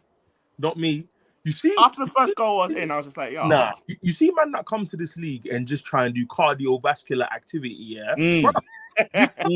you can't just run because you will stop running at the 60th minute, Exactly get that. out. and then the Yeah. real dogs will turn up. Exactly that. bro. because I was just thinking in my head, I said they've got 60 minutes. If they do not score, it's a wrap. Bro, man, It's a wrap. man are on treadmills, brother. How about you do 1 touch, 2 touch? How about you do a couple rondos? No, Because they Liverpool, tried, man. Peter's right, yeah, bruv. The minute the fullback gave Trent that space, bruv, that delivery was DHL, UPS, Which one? FedEx. No, bro, that Right on whip, the money. The That whip. The whip. Right on the money at the time that I asked Yeah. for it. What? Do you know what? Yeah, newly promoted sides, when you're not efficient, okay, Oh. to match this league, you come through on a Mourinho low block thing because it's the What? only What? way. Why don't they get it? It's the only way. It's the only way because certain men survive in this league because they said, you know what, you're better than us. Let's get. We play for a 0-0. I'm Brentford. playing for a 0-0. Do you know them ones? Because this is nonsense. Man, I see the goalkeeper come out of his 6-yard box with the ball at his feet. I looked at him. I said, "Are you all right? Do you know who the front three are? You maniac! They got Szoboszlai in midfield. They got Trent at right Hey, back. You're a I maniac." swear to you, if this was 2019-2020, that would have been 4-0. Rago. That Liverpool, even 2018-19, Oh, that brother. machine Liverpool Bro, would have hurt 2018, you. 2018-19 Sadio Mane would have Oh. eaten that fullback for breakfast, lunch, and dinner. And dinner. No. It's Listen. not what you think it is, man. It's not You, what man, we got a deep it in there. I think we said it on the pod last week, but guys. The last season, yeah, the bottom three were the worst bottom three in Premier League history. Because Yeah. we're in a new phase of playing football, right? Which we can blame your Pep Guardiolas for and whatever else. But Burnley, Sheffield United, Luton Town were the worst three. They said on Match of the Day yesterday, Forest survived in the Premier League on 32 points, the lowest that's ever in the Premier League. Bear in mind, remember, it was all about getting to 40. Yeah. 40. Man, them survived on 32. Bear in mind, this team and got They got a docked deduction. They got docked points, and they finished on 32. You know them way there. Other than Ipswich, yeah, does it not feel like a proper Premier League season? Because Southampton and Leicester are Premier League clubs. They're not Championship clubs. But Oscar, I'll say this though. I hear you on that point. But Oscar, I watched Southampton, yeah, very decent against Newcastle. But you see this Leicester City side, holy smokes. They're going to get pumped, bro. No, of course. Like, I'm not saying, I think week out. I think Leicester and Southampton will both go down. But I think Southampton stay up. My point I think Ipswich stay up. My point is turn it in, Robin. I do. Playing what football? Man, are doing romantics for McKenna here now. That's what I'm saying. There are other teams that I saw this weekend, and I said, Who's going down outside of Ipswich and Leicester? Who? I said this season. Watch. I think Ipswich will have a better chance than some. I think between Brentford and Forest, and I'm going to keep an eye on the Toffees. I'm going to keep an eye on the Toffees. You know what? Yeah, Everton are like City. Or I was like, there's yeah. If we say City's not going to win the league, then they win it. Every year we say Everton's getting relegated, and they But you know what it is? Because you know what Everton have relied on, Ernest? Do you know what Everton have relied on for the last 5 seasons? They are 3 dud teams who look worse than them. That's what they've... Bro, Ernest, Everton's... The bottom 3 was so bad. Everton lost, 8 points last season? And in a relegation battle, 8 points is like winning the lottery. 8 points. 8 points they lost. 8 points they lost. And they survived. Yeah, that was well above the parapet. They ask any Evertonian, they will tell you. They will tell any Evertonian will tell you we can guarantee and rely and depend on 3 teams being worse than us. Not that we're good. 3 teams will be worse than us. But I'm saying, like I said last week, I said, guys, watch Wolves. Watch Wolves. I think they were half decent against Arsenal, if I'm honest. I thought Gary O'Neill's a good manager. I thought the 2-0. Shout out to Gary O'Neill, man. Gary O'Neill's a good I thought the 2-0 flattered Arsenal, man. I think Wolves are okay. I think Wolves should have scored, yeah, definitely. Yeah. But anyway, okay. AD Liverpool, talk to us quickly. Yeah, bro, man. You know what? Obviously, I think loving the way Arne Slot's talking, loving the way that he's sort of carrying himself. And I can't lie, first half. You know what my thought was in the first half? Hey, Ipswich got it. Where's the Liverpool I was watching in pre-season? This was some wish. I'm like, there's no inverted fullbacks, there's no boxes, there's none of that sort of stuff. I think Ipswich, obviously, you know what sort of game it's going to be, don't you? You know, it's the first league game in 22 years. I think apparently their last time, those years ago, I think the last ever game was against us, so they were really, really up for it. Obviously, the days of your Marcus Stewarts and your Richard Wrights, whatever, gone. So I think we knew what we were in for, and yeah, man, I think for me personally, what Arne Slot's main challenge is, in my opinion, having that sort of squad of players and maximizing and getting the best out of them. Because I think he's very, very fortunate. It's not David Moyes going to Man United in 2013. This is very much a fantastic side. Some excellent bits, which I'm sort of going to get into later. So he doesn't necessarily have to reinvent the wheel. His job is to simply paint that wheel in his image. And his job is to steer that wheel that Jurgen Klopp spent years sort of crafting in the right direction. Sorry, guys. Jamie Vardy was 1-on-1, and he has to bury it. The football. Wait, Vardy missed the 1-on-1. I say 1-on-1, 1.5 on 1, but it was slick football, pass and move. He's on his weaker foot, but nonetheless, you'd put money on him to score that. Tottenham, getting sliced open, rude boy. Tottenham Hotspur. I'm very surprised, man. I thought also not learning from last year, man. Listen, that's okay. I told you. The things you love about Ange Postecoglou, you hate about Ange Postecoglou. I said this last year. Brennan Johnson is whack. Yeah, I'm not a fan. That's not fair. That's not I never understood what you saw in him. He was great at Forest. He was great at Forest. 50 million quid. No, Brennan Johnson is a mixed race Timo Werner. He's not good. That's and they've got the white Timo Werner on the bench. And they've got the white Timo Werner. I said they got the original. Benton Court got knocked the F out. Wait. Did Tottenham cancel their subs? Because I saw Archie Gray was coming on. Did they not bring him on? I don't know. You can't bring on Archie Gray there, Podge. Hey? Who is on the floor? Oh, is that Solanke? Benton Court. Oh, dear. He got knocked out. Yeah, man. That guy's always an A&E, you know. And I said 2 United fans on the panel. How greedy. Who's that? Is that Abdi or something? Yeah. Shout out, not here. Yeah. Anything else, AD? I think I was just sort of saying, yeah, I think for Slot, he ain't got to come and reinvent the wheel. Obviously, the wheel's here, the wheel's intact. All he's got to do is sort of try to maximize some of the qualities of the fantastic pieces he's got. Again, for me, he's the one that I said that I think he should rise, and I want to continue to bang the drum for Dominic Szoboszlai. I genuinely think he's a phenomenal talent, but like the physicality is unreal. There's one sort of counter attack wherein if we could get a corner, Ipswich are breaking. In fact, they were in and goal. I'm seeing Trent and crucially, Szoboszlai burst in a gut, running 60 yards at full belt. Yeah. And just to sort of get us out of a little mess. I think his technical ability is something that I think it wanes a little bit. And I think a big reason why I think it waned a little bit is because I think Klopp was asking him to do far too much.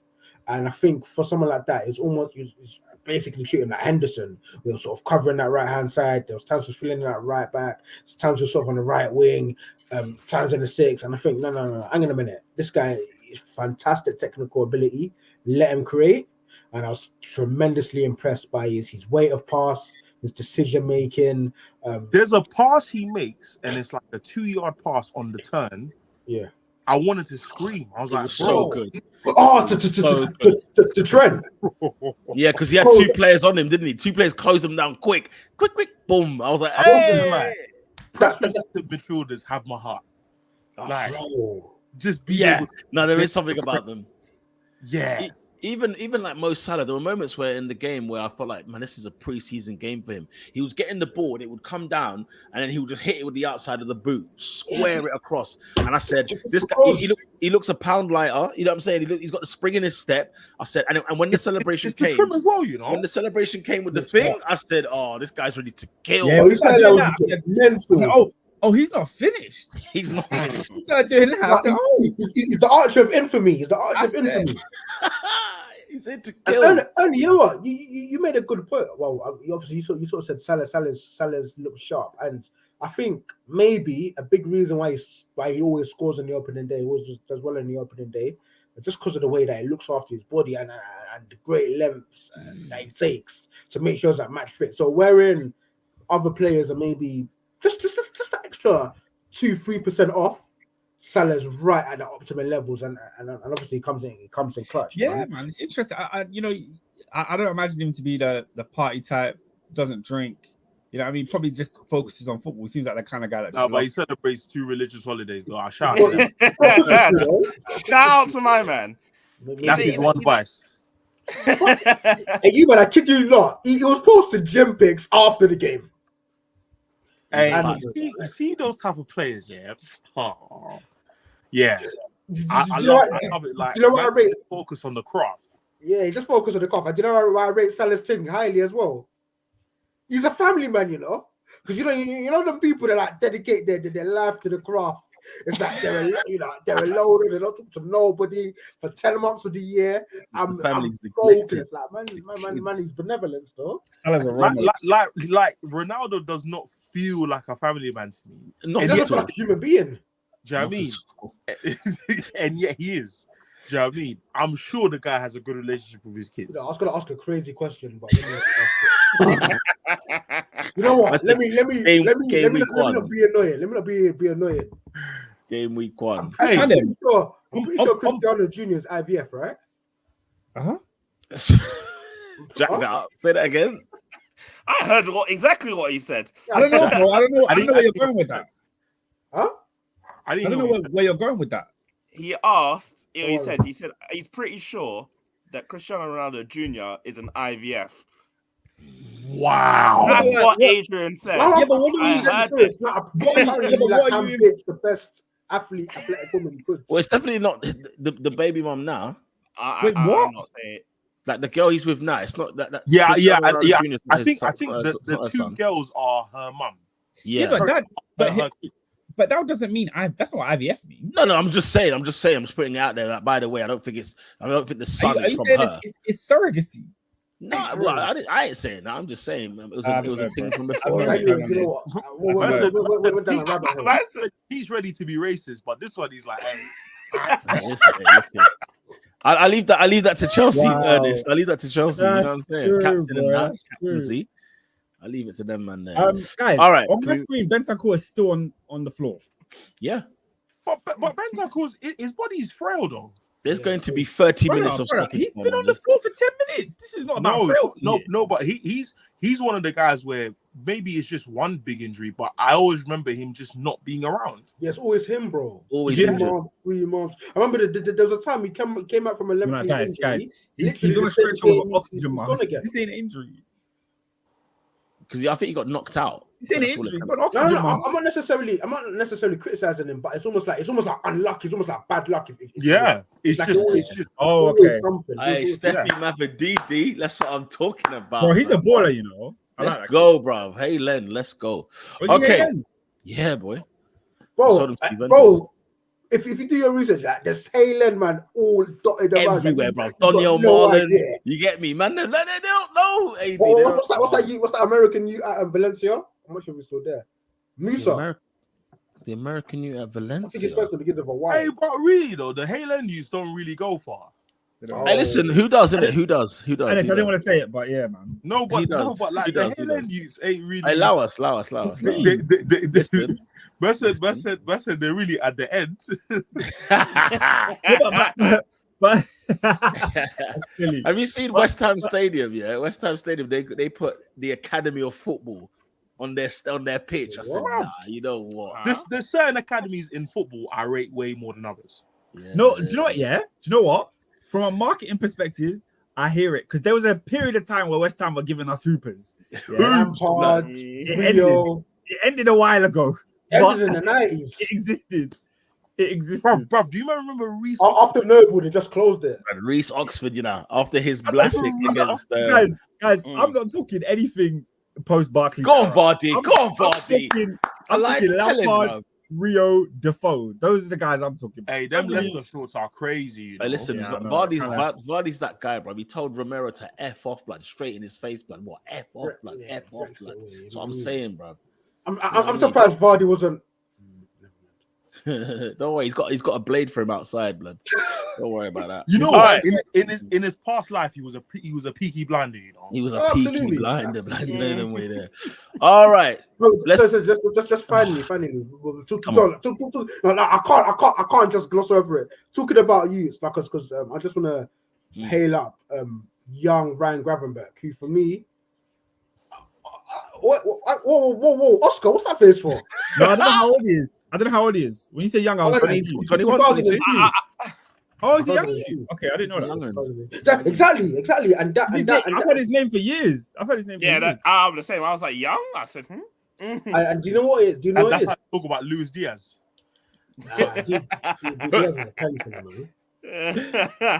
Luis Diaz. And you know what it is? I think it's actually interesting that both of you had that reaction because I feel like this is somebody who, for me, I think Liverpool fans, especially last season, just overly critiqued him, and I think we never gave into consideration. Agreed. He's a 21. Obviously, he was a prodigy, sure, but he's a 21-year-old, new country, new league. It's going to take him some time to adapt. And for me, I think I'm thoroughly sort of impressed with him in a slightly deeper role. I think when we're talking about like in terms of press resistance, his ability to just sort of glide with the ball, his sort of understanding of the game, his sort of basic level of tech. I think he's got so many beautiful components that can make him a fantastic six. I think the obvious sort of deficiencies are the sort of lack of physicality and sort of lack of intensity. But I'm curious to see how he plays. Stay woke, Liverpool fans. We need a proper six. But if worst comes to worst, let's see. I don't think you can carry on the season with just Endo, but I still think you'll finish third. I still think you're the third best team in the league. Yeah. But yeah, I think a holding midfielder will do you good, man. Even though I think Endo was good last year. I think good, not good enough, I guess, isn't it? Yeah. But look, if Gav can show us, it's great. I just think Endo's old. I think he's good. I just think 31. I think you need someone who's got a lot more years in him. I think because to be fair, there was a period where I think we played Arsenal, City back to back where he was excellent. But yes, I think he probably just tired out a little bit. So yeah, I think you're right in that sense. I think people were harsh on some of these Liverpool players last season, man. I think that there's people that deserved criticism and didn't get it, i.e., Luis Diaz and Darwin Núñez. I think the rest of them were actually not. It's like Chelsea with Cucurella. I kept telling people he's not bad. He's not a bad left back. And in the Euros, everyone's glazing, man. It's like, come on, bro. Yeah, he's good. He's good. I think Darwin Núñez got his fair share of abuse. At the end. That's fair. There's a guy on our screen wearing an Arsenal kit who were telling the man, yo, bro, if you don't mind them, we're gonna get our stocks in. Stocks closed. The shop's closed, bro. Bro, I was on my knees begging for stock for Darwin Núñez. I was on my knees. He's right, man. Public service announcement, yeah. Until Darwin Núñez scores 17 league goals, I'm not gonna say a beep. Because brother, at crunch time when I needed the most, he fluffed his lines at Atalanta. He fluffed his lines against Man United in the cup. He fluffed his lines multiple times in the league. Man, them until I see him in the crunch time and he does something of note, I'm not saying anything. Liverpool have two real gunmen. Two. Yeah. Fallon Jota. Two. You know what? No question.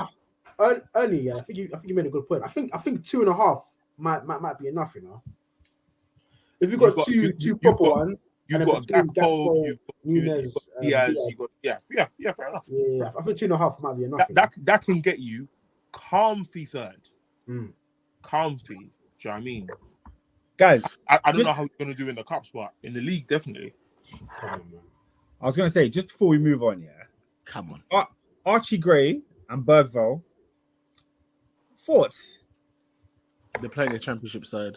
I know, but did they got something? Have Spurs got something here? let me see something. I don't know, like Oscar. Yeah. Tottenham Hotspur are cooking. No, that's not. They're cooking. Wait. No. Let me see. Brother, okay. They've got a new sort of technical director guy called Lang or whatever, right? And what he seems to be doing, he seems to be going around and getting talented 17, 18-year-olds. And brother, if you look at some of those players, they've got Bergvall, they've got Archie Gray, they've got another guy in the academy apparently who's really good, Mikey Moore. Remember that hot Croatian centre half that the whole world was ranting and raving about? He just quietly went to Tottenham. They've got him. And then if you fast forwards to your likes of your Van der Vens, your Odegaards, your Romeros, bro, Tottenham they've got something for us. They're cooking. Because I think, and the two that you mentioned, particularly Archie Gray, yeah, I think he's going to play a big part of the season. He's looked really, really good from what I've seen.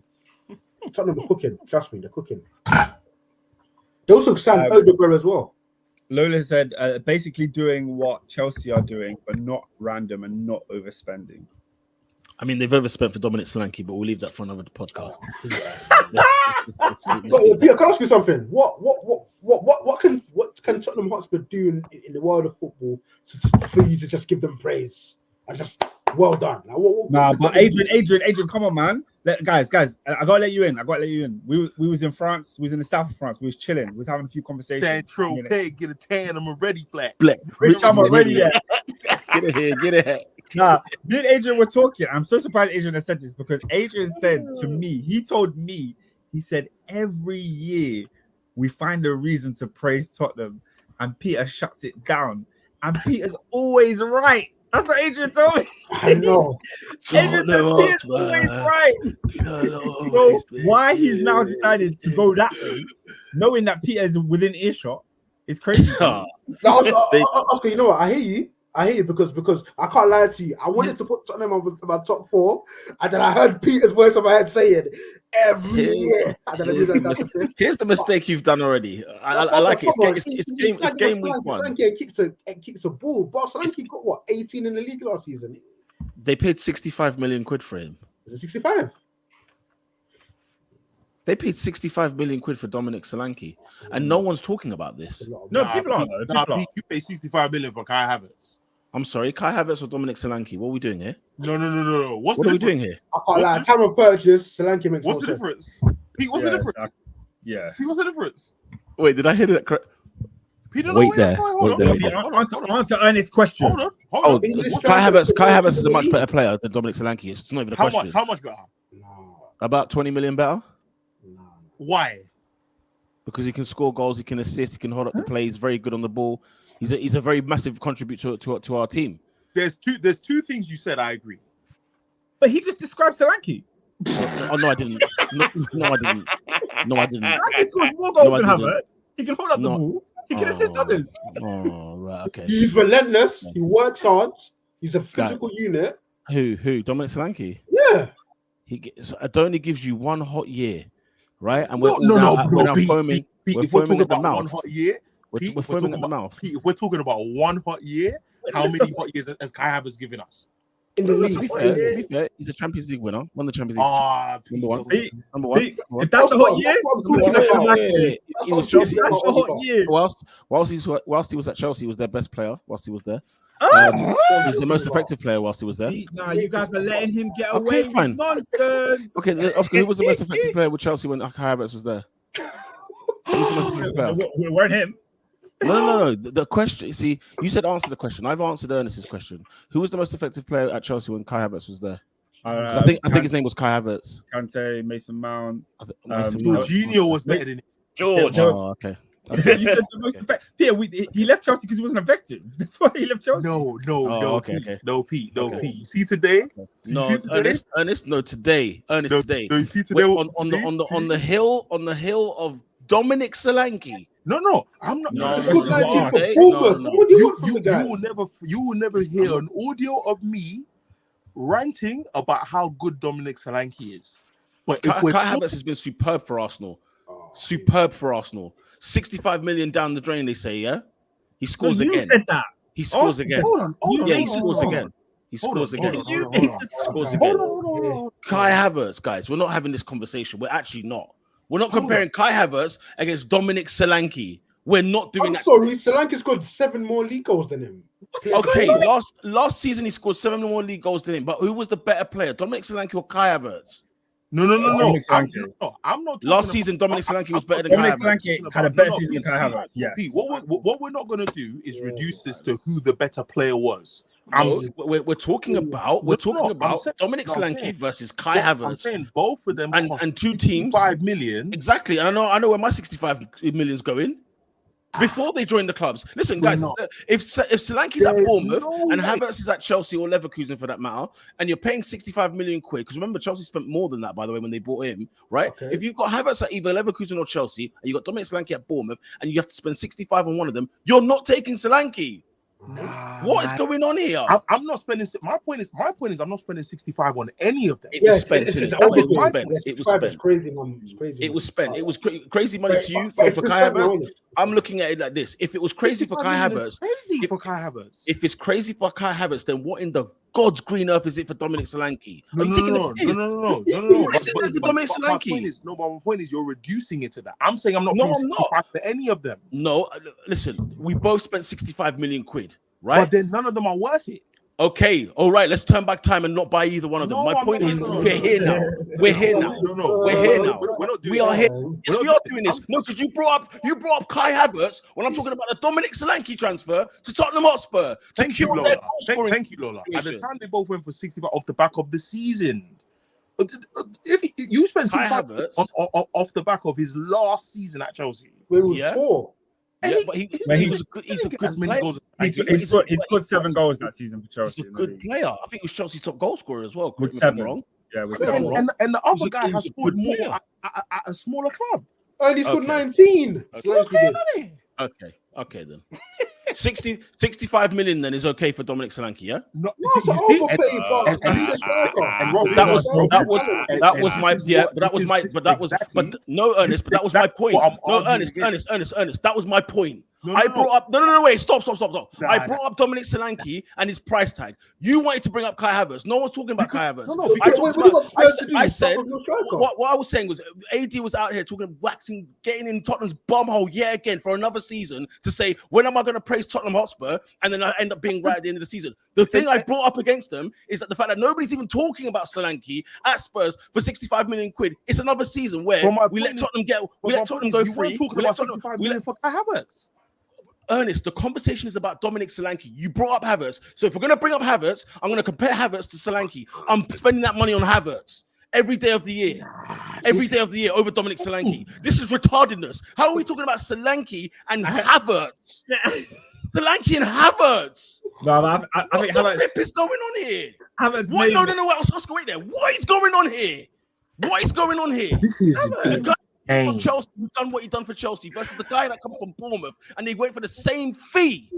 We're talking about what? This is crazy. Ernest, you're telling me. So Ernest, you got 65 million quid and you have to buy one. I'm not spending on any of No, them. you have to buy one. Play to the friggin' script. You have to buy one. It's either Dominic Solanke or Kai Havertz. I swear to you. Tell me you're I'm not buying doing Dominic Solanke. I'm not doing Tell that. me you're buying. Tell me you're not buying Solanke. So what are we debating then? No, So what I'm are we not- debating no, no. then? But if you stop shouting, I'll make you my point. The point I'm You making. made your friggin' point and I friggin' came back with you and you didn't want to ask. What's the point I made? What's the point I made? The point you made is, why am I talking about Solanke being 65 if Kai Havertz was? Okay. Because Kai Havertz is not better worth paid than Dominic 65. Solanke for the same price. What do Because you want Kai from me? Havertz- Because Kai Havertz is equal. Because you have been very slow to talk On about what? and how Because he's been good for us. He's been good for us. Kai the Havertz first has been half good of for last season? Arsenal. He's in been the good first for half of last Arsenal. season? In the He's been first good half for of last Arsenal last season. Kai Havertz was good for crazy. Arsenal last season. This Don't is tell me he crazy. wasn't good for us. In the What are you first half of watching? last What are season? you watching? No, What are you watching? but Kai Pete, Havertz Pete. wasn't good. Wait, no. Kai Havertz wasn't good for Arsenal last season. I can't believe this. Kai Havertz, tell all of you on the panel. Kai Havertz wasn't good for Arsenal last season. He had a good second half. Taking off.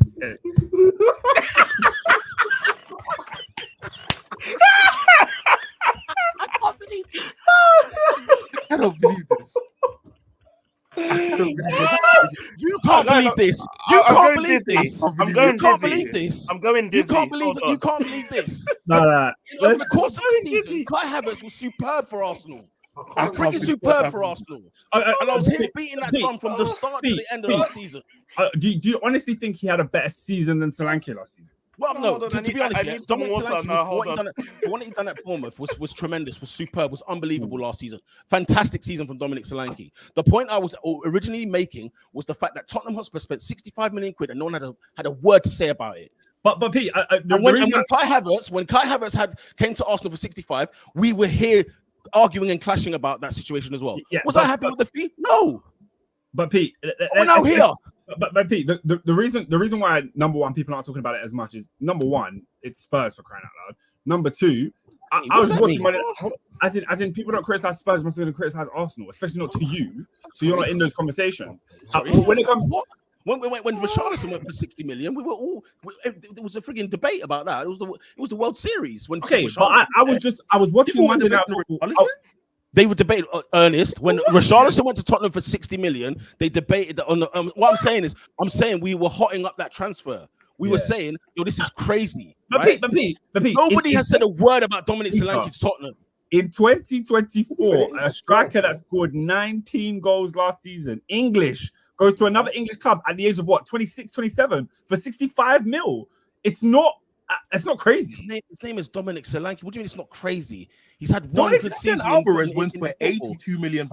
Yeah, because Atletico Madrid are stupid.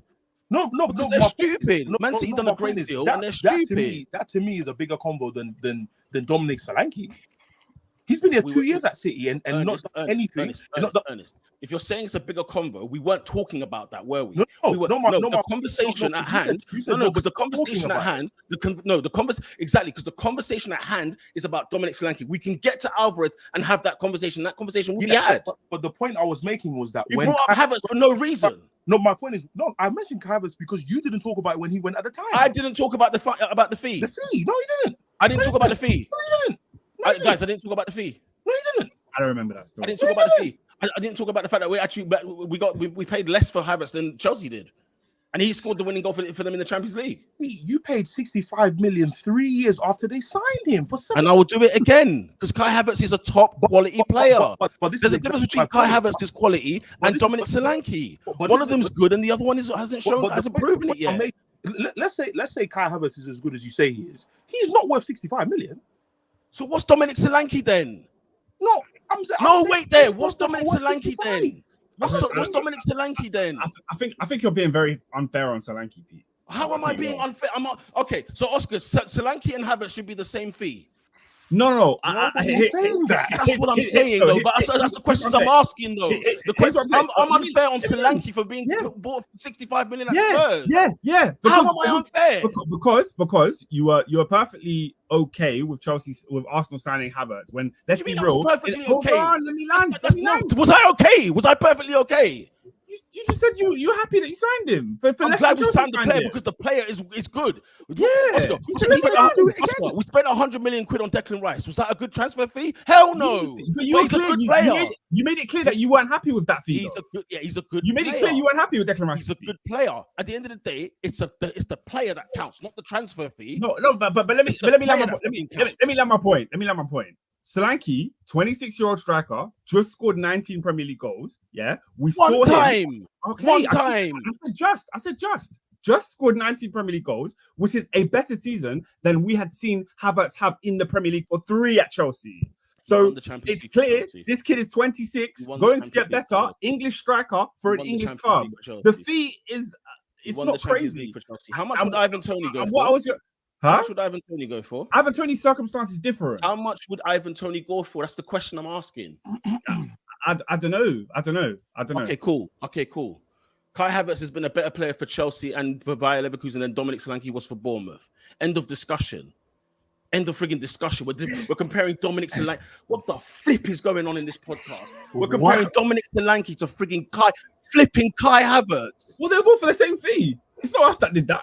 No, you guys brought up Havertz. You lot brought up Havertz. I'm talking Solanke. You lot brought up Havertz for no reason. For the same fee. For no reason. So what? Bring up every 65 million player then. Let's go. Do you know any others? It's funny. You don't know any others. Ironically, you don't know anything. You don't know any others. Come on, Pete, man. It was like bollocks about. Come on, Pete. What are you talking about? We're talking about Dominic Solanke's fee. I said, how are we letting that get scot free about Dominic Solanke? They bring up Kai Havertz. Number one, it's not gone scot free. It's not gone scot free. I was just watching Monday Night Football. They had a 10-minute debate about whether Solanke was the right move and how he's going to succeed. It's not like nobody's spoken about this. It's just Spurs, bro. We're sat here talking about Chelsea for chatting bollocks. A lot of you are chatting bollocks. That's what it is. You're chatting bollocks, bro. We're talking about. I said to you, how comes no one is talking about Dominic Solanke going for 65 million? It's a farcical transfer for him, by the way. For him. And what? Are you serious? Yeah, Are you serious? Why is it ridiculous for him? Are you saying how many years have we been doing this podcast where we've watched strikers have a good hot season and they don't go for this astronomical fee? We don't see them going for this astronomical amount of money. A 26-year-old striker doesn't go for upwards of 50 million? Tell me the player. Bro, Kai Havertz. Tell me that. Kai Havertz is not even the same age as this bloke. Kai Havertz is younger than this kid. What are we talking about? To Peter's point, though, that 65 million is bro, AD, we've not seen an English player score 19 goals and then go for the next season for 65 million quid. It's a lot of money. I haven't seen it. How much did all the other transfers this summer have been like? Go on, name the English striker that had a hot season and went for 65 million quid. Bro. No, but or 60, no, exactly, or 60 in the currency of that time. Yeah, the currency of that I don't care. Spin it whichever way you want. Tell me the guy is all I'm saying. I can't think of any. I don't know. Because there ain't one. Because there isn't one. No, but guess what? Guess what, guys? We ain't seen that many English strikers. How many English strikers were hitting 19 goals in the league? 20 million, it's about 25 million overpriced. But we haven't seen them go. We ain't seen, bro. When Tony hit, was it 17? When Tony hit 17, whatever season, or even they 20, were quoting high numbers. He didn't go, did he? High numbers. Yeah. Brentford can quote what they want because that's for them to get the money. Brentford can quote what they want. What I'm saying is, what did he go for? Oh right, he didn't go. He didn't go, did he? I hear it, but you know, we've been in that era where Kane has been dominating. So this is just no. To you, this is normal and okay. Then Solanke 65 million is okay. I'm used to it. I'm used to these prices because there's one club that paid 84 for Mudryk and another one that paid 84 for Anthony. 65 million for Solanke is not something I'm gonna make noise about. I'm sorry. 65 million for Dominic Solanke should be spoken about. Liverpool paid 60 million for Darwin Núñez. And we spoke about it though, Ernest. Nobody's brought Ernest. No, we spoke about every transfer. We spoke about them all, Ernest, and we're not speaking about Solanke. And when I speak about Solanke, you bring up Kai flipping Havertz. Because you didn't talk about Kai Havertz when he went for 65 million. Yes, we did, for flip's sake. Am I speaking to that? We literally said it at the start of last season. It's like I'm speaking frigging French over here. Nah, man. It's on frigging wax. Go to the start of last season. Go to the transfer window last season. And we were talking about, should Arsenal sign Kai Havertz? And I was like, I'm not too sure about this transfer. Why we're going for Kai Havertz? David was ranting about what happened to shopping in Chelsea's bins. We spoke about the transfer.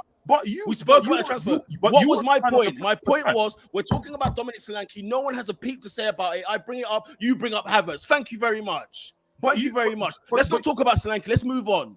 But you were a fan of the player when he came. He's a good player, Ernest. He's a good player. Million? Is he worth? No, he's not worth 65 million. That's what I'm saying. But you didn't talk about. What did I say the whole time? You didn't talk about it. What have I said the whole time? I don't remember. Listen, I don't remember you talking about my man. I just this guy. Let's talk about Arsenal versus Wolves. Let's talk about it. It's on there. The Arsenal fan is not here. Let's talk Man United. Yeah, we need to talk about Arsenal versus Wolves. Why? You might as well go United. You might as well go United until Peter comes back. There's no point. Nothing to be said. Kai Havertz scored again next segment. I'm done. About Arsenal. You don't want to talk about Saka's goal? Piss off about Saka's goal. Piss off about Saka's goal. I don't want to talk about no football. I want to talk about Saka. I'm not talking about Arsenal. Let's talk United. Go to Fulham, Man United, and get wax lyrical and get all the frigging lube out for Zirkzee and all your other new signings as well. I talk about how great Ten Hag is, and how he's going to survive and be there at the end of the season, and how you're going to make the top four, and how you're going to win whatever Europa League you've got. Hey Robin, you know, like every time we lose, Peter's gonna be outside. No, I'm not here. I'm not here for Man United. You lot crack on. Hey, no, I can't. Oh wow. We kicked off the Premier League. Yes, we did. 1-0. Yes, we did. I would say that it was a mixed bag. Better than last season, because I thought last season we struggled in our first game. Whereas this time, we looked more controlled. What is there to say, really? Better subs, I would say. Some players stood out. Some players were awful. I thought Ahmad, unfortunately, did not have a good game. No, not really. I thought Mason stake his claim to start over. He didn't. What do you guys think is the problem? Because I know you lot rate Diallo. But I rate him highly. That was a bad game. What was his problem on the weekend? What was he not doing? I don't think he was enough of a threat. I don't think he's ineffective. I don't think the ball got to his side of the pitch as much. Because I think we played a weird 4-2-2, so it felt like the only way that Fulham could get through us was in the middle, which is why we had a lot of counter attacks coming through the middle of the pitch. I think that he there's a lot more he could have done to impose himself on the game. But I did feel like in many ways we were quite narrow, so it wasn't a game for wingers. If you get what I mean, the one or two chances that Rashford and him had, mostly Rashford, it wasn't anything I'd say I expected them to do much with, but they should have done more to impose themselves on the game. I think Mazraoui and Casemiro were our two best players. Casemiro was that's the midfield performance I want to see from Casemiro. He was involved in almost everything in defense and in attack. Do you know what I mean? I think Bruno was okay. I think he should have buried a couple chances. The false nine thing is still strange to him in some ways. And then what else? I think Mason Mount is good off the ball. Off the ball, on the terrible ball. I'm just terrible. I'm not loving it. I'm not loving it. What happened to the kid, man? No, but how good is Mason Mount though? I think he was better. I think there's a season he fell off quite badly. I'm still not sure why we signed him. Yeah, there's never been a reason why you signed him. I think that was always a bad move. How much did they pay for Mason Mount? 60 million, no? Am I right, Robin? And it's mad because it's like it didn't. I think it was 60. To this day, 55 plus 5 or something weird, isn't it? Yeah. It was 60 million. And it's to this day, I'm like, what is it you want from this guy in the best picture of the midfield you want us to have? I'm still not sure. I'm still not sure why he's. Bro, but that's Ten Hag's guy, brother. He has 5 Ajax players.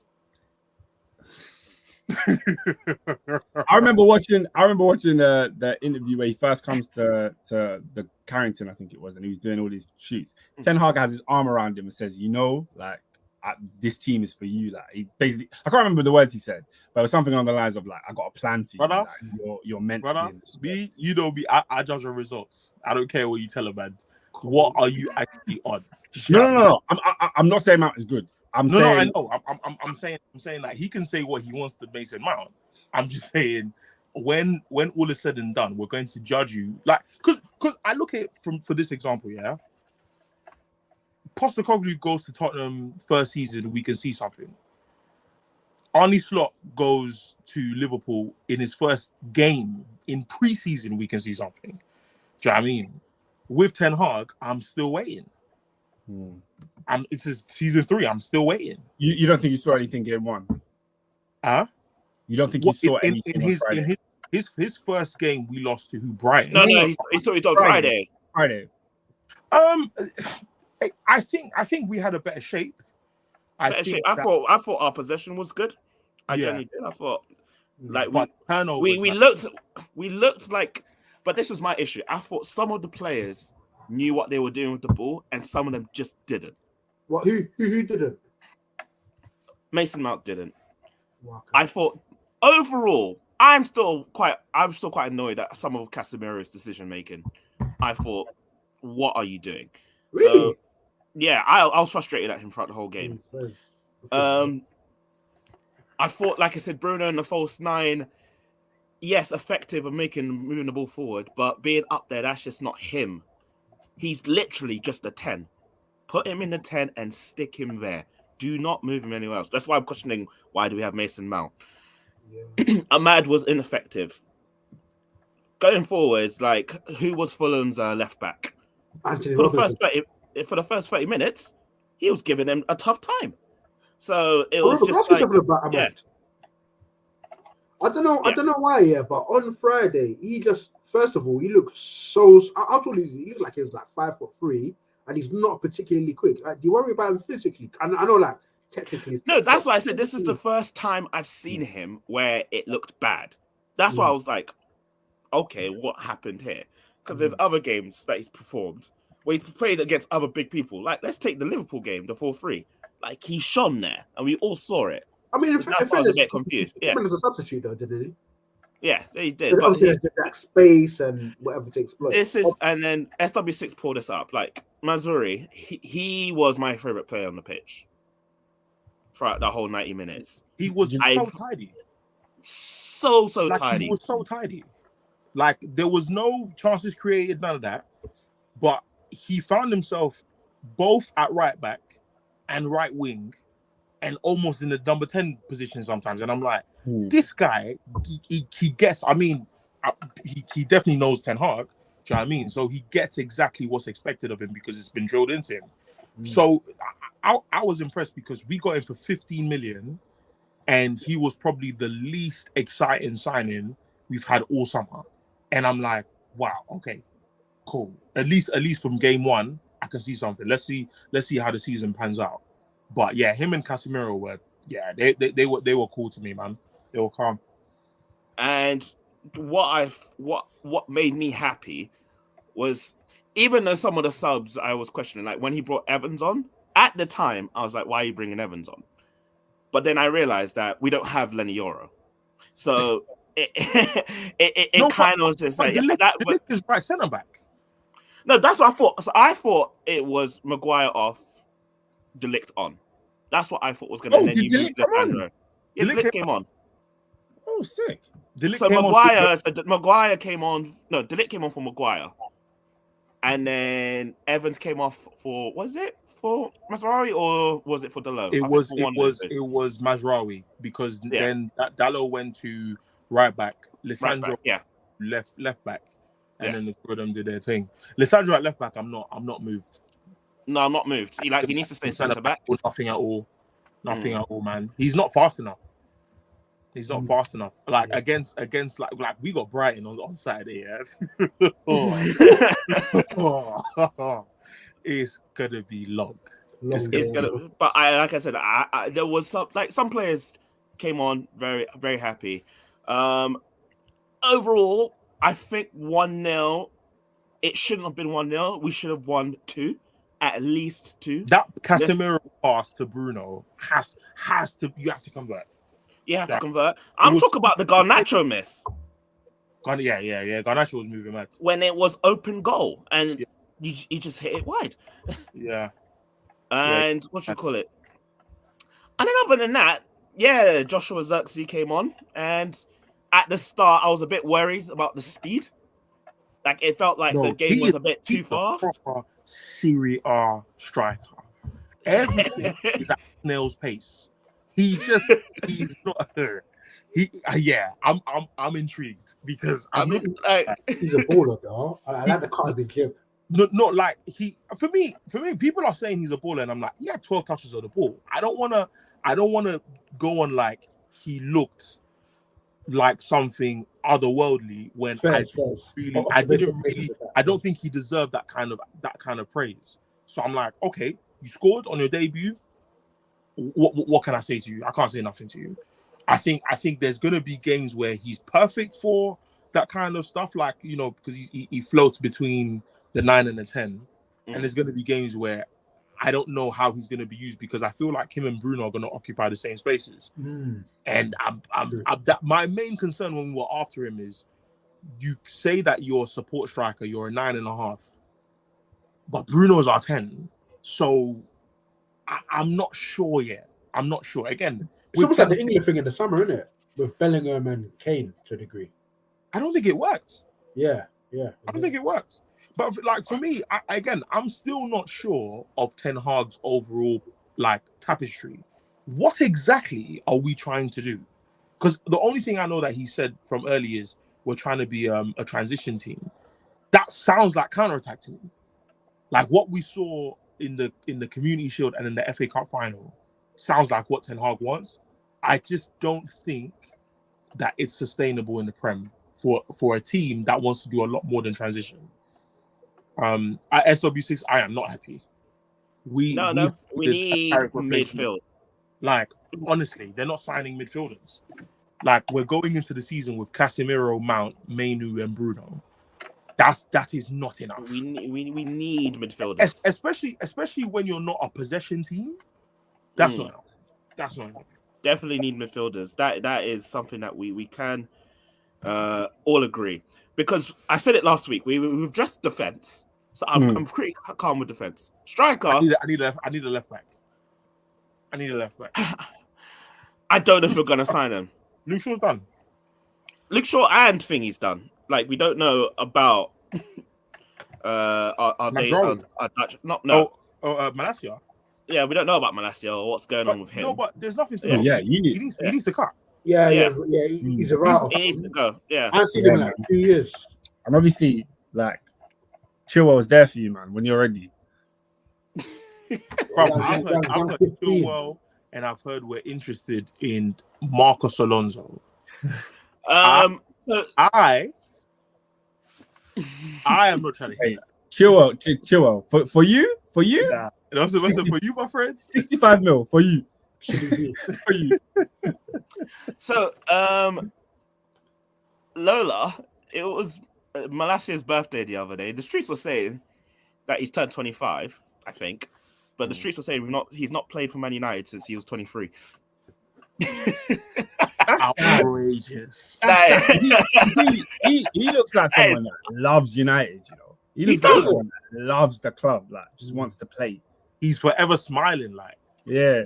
forever just happy that he's here. You know, He's always, I only see him on holiday with Rashford. I never see him on the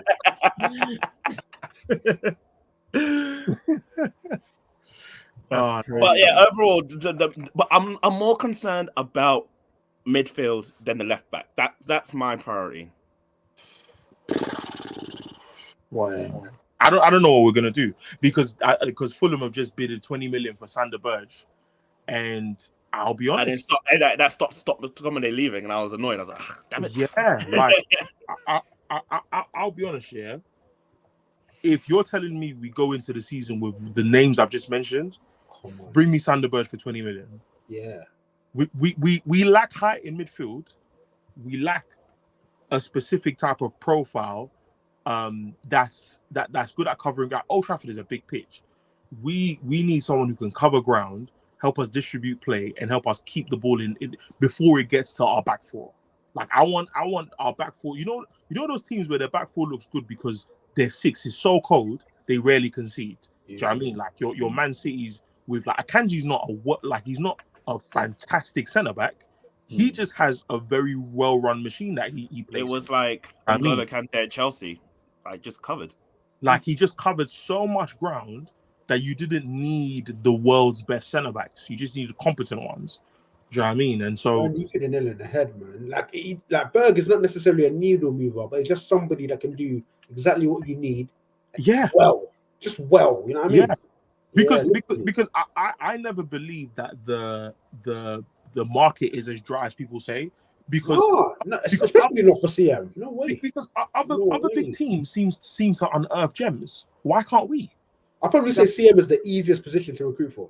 There's bare. There's so many, bro. There's bare of them. Do you know what I mean? So for me, it's one of those positions. I'm like, there will be a day. I swear to you, the day Man United fix their midfield, I'm emptying my bank account, man. I swear to you, we need our midfield fixed. And every year we talk about this position, and it's never done. Do you know what I mean? McTominay's still here. Why? Like, come on, bro. You know. So yeah, like it's good result. Yeah. Not a fantastic performance, but it was good. It was cohesive. Brighton, like I said, it was better than last year, and I felt more comfortable. Like, if that makes sense. I was like, okay, we'll do his then. Not perfect, but I've just kind of with the fact that the manager's still there, so I don't have a choice. Like he's still here. So guys, do you find this ultimate mind games like how Van Nistelrooy is just part of the coaching stuff? Yeah, bro. What the heck is that?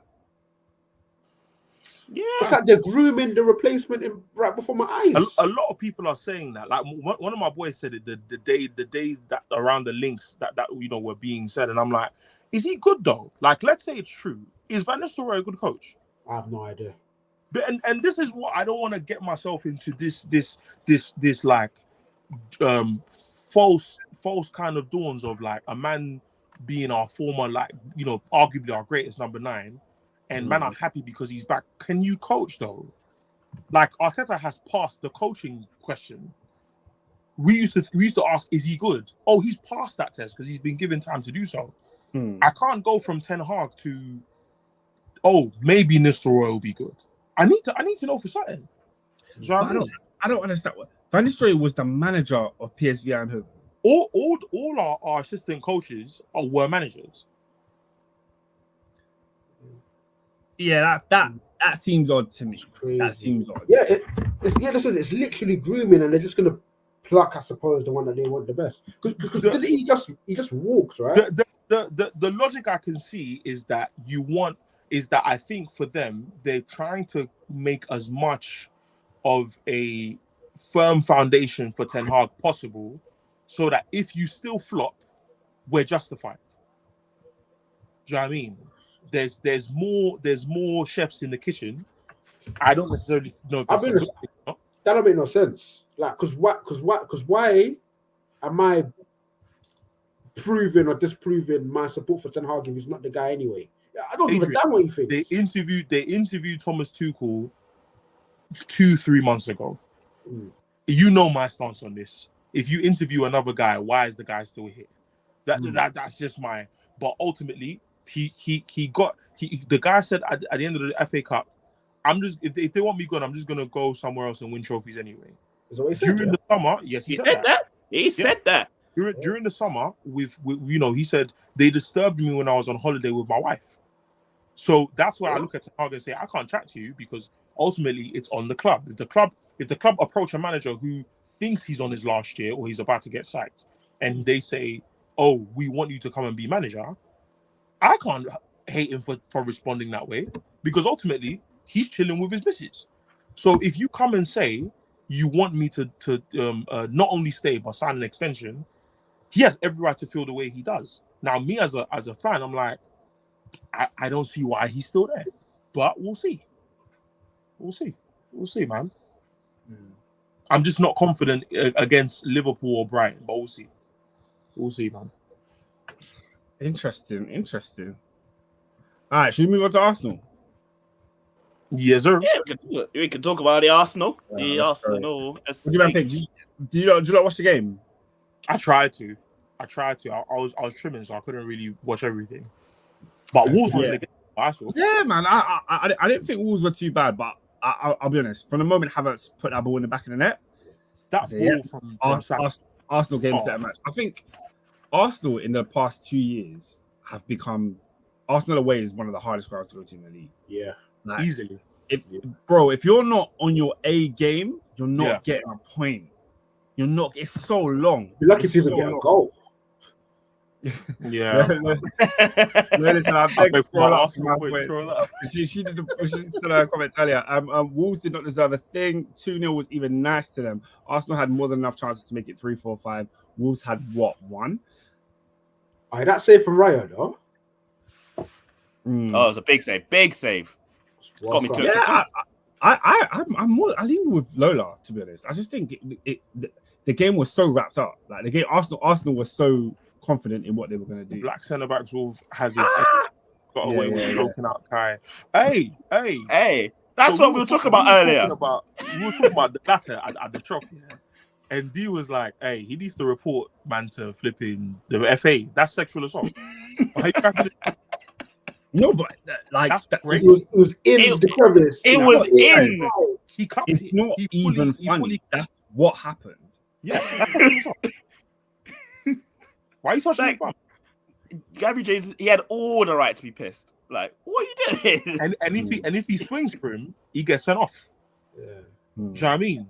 Because if a man grabs your bum, like respectfully, like SW6 bro, if you ain't seen it, thank God you ain't seen mad. it. It's not something you should go looking for, you know what I mean? It's what did you not think about the other one, the choking one, where he put his hand on Havertz's neck? I can't remember who it was. Yeah, Havertz was on the floor. I don't know. I didn't think that was malicious. I thought they just tussled, cynical tussle. I didn't think that one was as bad. But the other one, the cup in the cheeks, that's a straight red card. I'm sorry. That's insane. That's insane. And you have to go home and tell, crazy. You have to go. You should have to go back into the dressing room and explain why to your teammates why you got sent off. Why were we down to 10 men? Because I was cupping cheeks. Why though? Why did you get bummed? Straight red. The other point I wanted to bring up when talking about Arsenal is just this. You see this God's child, this you, Bukayo Saka. The whip on that cross. Oh, he was moving mad. Yeah, look, Saka is a G. Game week 1. Look, Bukayo Saka. It's annoying how consistent he is. It's undeniable. So annoying. Yeah, it's undeniable. Like even if you don't like him, if you say like he's not flary or he's not necessarily as quick as you'd like. Bro, the consistency of the time, you can't argue with it. I just don't know the reason you wouldn't like Saka. I don't know. Other than that, he plays for Arsenal. That's it. That is the only reason. Are we talking about stylistically or him? No, but like this will be stylistic, I guess. He's not like Vinny. So not like any player. Sorry. There's reasons to not like any player, but you can be objective and say like they're wavy though. Do you know what I mean? Yeah. I think you have to. I can understand why some people don't gravitate towards Saka's type of style, but for me, I've always seen Saka as someone like whenever he came into that like stamped that right wing spot as his own at Arsenal, he's always been doubled up on. He's always had like a difficult situation, whether it's a small team or a big team. They're always looking to mark him out the game. Chicken lumps and he out. gets through and creates chances. Sometimes he won't get any GA, but he'll create chances thoroughly. And now he's got the scoring gene where he's just scoring non-stop. Bro, undeniable. Okay, I do have an issue with Saka. Go on. It's not an issue. I just feel like when it comes to the latter end of the season, and it's not. I don't know if it's a him thing or just training joke because he just tires out and then he goes missing. Robin, That's my only thing with him. I think that's a brilliant point. Point. But is it that deep though? It's not deep. I said that's my only thing. Because the truth is, that's more on Arteta than anything. If my thing is if like two of us support United, one of us supports Chelsea, we will take a flipping 6 out of 9 month Bukayo Saka in our team today. Facts. So I think at the age of 23, he is more than allowed 3 months off. I'll always banter him about it, but that's just because of when does he have 3 months off? No, in terms of like I'm saying he plays the majority of the season and then he peters off towards the end. I'm not saying 3 months off literally. I'm just saying like obviously it comes to like the last month, 2 months in the season, you're like Saka's a good youth, plays his foot, he's a beautiful black favorite, praise is good. But yeah, for me, I can take 15 goals a season in the last 3 seasons. Because there's a guy at the shop who tried to compare him to Usman Dembele. So I was like, he's better than Dembele. Like, don't do the reputation thing where you rely on Dembele from 5 seasons ago to chat about like who's better. The last time Dembele had a season like Saka's was at Borussia Dortmund. Dortmund, bro. That's the last time. Saka's been doing this thing for 3 seasons. He's allowed at this point in time. He is recognized as one of the best wingers in the world. He is allowed 2 months off. Only do you know? I think Robin's putting as credence. I think not necessarily last season. I think last season. I don't necessarily think he wanes. But I think when we're looking at the level Arsenal are at now, league challengers, league contenders, fighting Pep for the throne, and when we look at someone like Saka's importance, and when we look at so 2 seasons ago. From that West Ham game onwards, I didn't see him.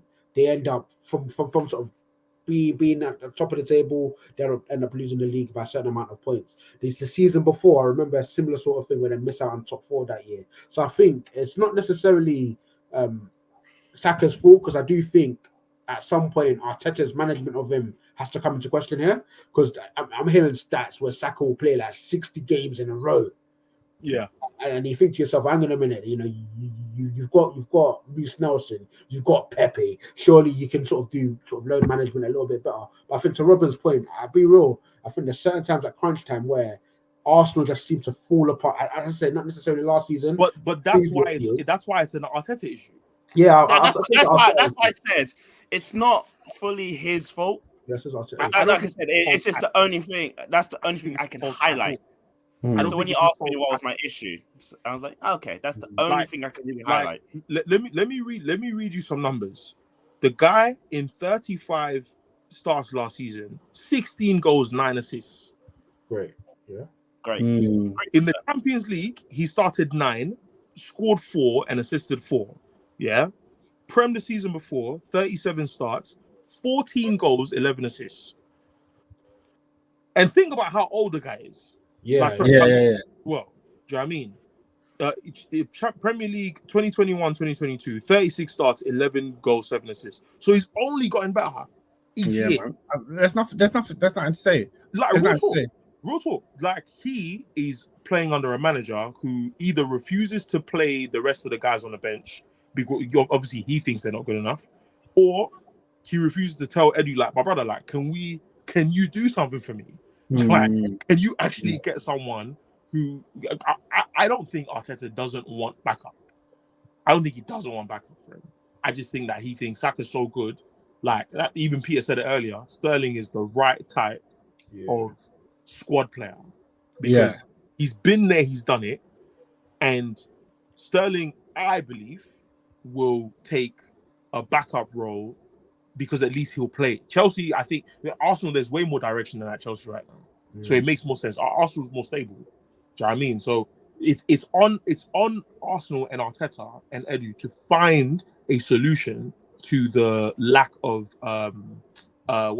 rest time for Saka and lack of competition for him. Even if it's Jesus right wing, because I remember there's a time a couple years back where Saka was battered. This guy was getting kicked week in, week out. And then there's a midweek game. I think it was away to Leeds. I think, and then we all think to ourselves, "Oh, okay, yeah, perfect, yeah." Arteta's just gonna rest Saka, and then we go again, and then we see Saka play that game, and you're like, "Come on, bro." So yeah, I think Arteta needs to be able to, if not necessarily play players, needs to be sort of, as you sort of mentioned the Sterling thing, giving players that he can trust in crucial moments, because otherwise he's just going to run him to the ground. Like even as well, I'm not sure how big of a thing it is, but when you look at Man City, Rodri didn't play, Walker didn't play. Essentially, all the players that sort of went to the deep stages of the Euros. Saka plays for Arsenal, so you sit there and you think, starts. Yeah, right.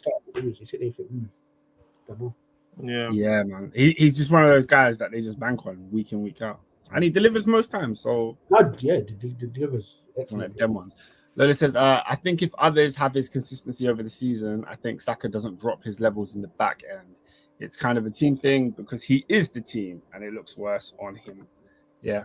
Come on. Speaking of others, I was very surprised to see Martinelli start that left wing. I was like, yo. Okay. When I saw him starting, I said, yo, okay, we're going again. Martinelli season 2. Or not season 2. You know what I mean? Just like going again. And he didn't do it. Season something, boy. He didn't do it. And I'm shocked because he has to deliver this year. Otherwise, he's gonna end up like Smith Rowe. Ooh. If Martinelli doesn't deliver this year, I don't know why you're shocked, bro. What do you mean? Listen, Martinelli is one of those guys where I think he's gone from like the season where they first finished second, he's gone from like super important to tailing off last year. Last season, there's a myth going around that he was injured for time. He started 26 games last season. I mean, on this podcast, the Martinelli fall off has been documented. Yeah. We have spoken about it. Yeah, we spoke about Martinelli. And I'm like, I'm not sitting here saying he has to perform, but I don't rate him. I don't rate him like that as a board. Why not? I feel like I've said this on the pod. Maybe I haven't. But I think there's too much AFCON in him. There's too much AFCON in him. There's too much like of a head down. I'm just gonna run in a straight line on a FIFA 09 on a Pro 2019. Like I'm not gonna look up and actually try to like. I saw like one or two things he did on Saturday, and I'm like, bro, like you have a lot more passing options than you do, but you just choose to be selfish about things. Like it's making in the final third. I'm like, there are much better players to go on. It's crazy because I think when he was performing well, that's kind of what I liked about him. He always seemed to be the kind of player that's like, I'm gonna get a shot off. Like he's like he was so direct. I think that was the first thing I noticed about him when he first broke into the Arsenal team. And then when he started playing and actually scoring goals, I saw that okay, maybe this guy's not going to be a creative player. He can't look up and pick a player out, but he's a havoc in the box. Like you don't want to deal with him. And now he just seems so predictable. It seems like every time he gets the ball, every defender knows what he's going to do. Because the team has evolved beyond him. You see him, Luis Diaz, Anthony, they're the same guy. Oh, yeah, the same guy. They are the same guy. I put Rashford in that group as well. They are the same. He gives me big Rashford vibes. They're the same guy. Literally. They are individuals in a team sport. And it really bothers me when I see it because I'm like, guys, the rest of the team is trying to play continental culture football. And you guys are trying to do the Lone Ranger thing. And respectfully, if you ain't CR7, cut out. Like you're not that guy. Respectfully. And I think that Martinelli Rashford, Luis Diaz, they are. Do you remember like Rafinha at Leeds? Like yeah, at a team like that, I'd put him there as well. they I'd put him are in that group cash as well. money. Rafinha's in the group. Yeah, Like And then he goes to it's like let me throw an old name out. What's his name? What's the guy that was at Atletico Madrid? Carrasco. Winger. Lamar. No. Carrasco. What was his name? What era are we talking? I think he went. Is it China or Saudi? Yeah, Carrasco. Yeah, Yannick Carrasco. Yeah, Carrasco. That- Yeah. You see that man there? Those are the kind of wingers where going to teams where you can be an outlet. Yeah, Carrasco and that. Like you can be an outlet and you can be the guy on the edge of a counter attack. Like those are the type of wingers that those guys are. They run in. It's like Theo Walcott. They run in straight lines. You want to do a low block, long ball over the top. They're Jamie Vardy in 2016. Yeah, Like on the shoulder of the last defender. That's where you want Martinelli. That's where you like Martinelli's goal against Chelsea. I think it was January 2020. I believe it was. Oh, he had Kante on the floor. Well, yeah, he had Kante on the floor. That's the type of winger or forward His ankles and that Martinelli is. But when it comes to actually like expanding your mind beyond what you can see in a straight line, they're not capable. Yeah, they're not capable. It's a shame because I think I was a fan when he scored the header against Nottingham Forest when he first came on the scene.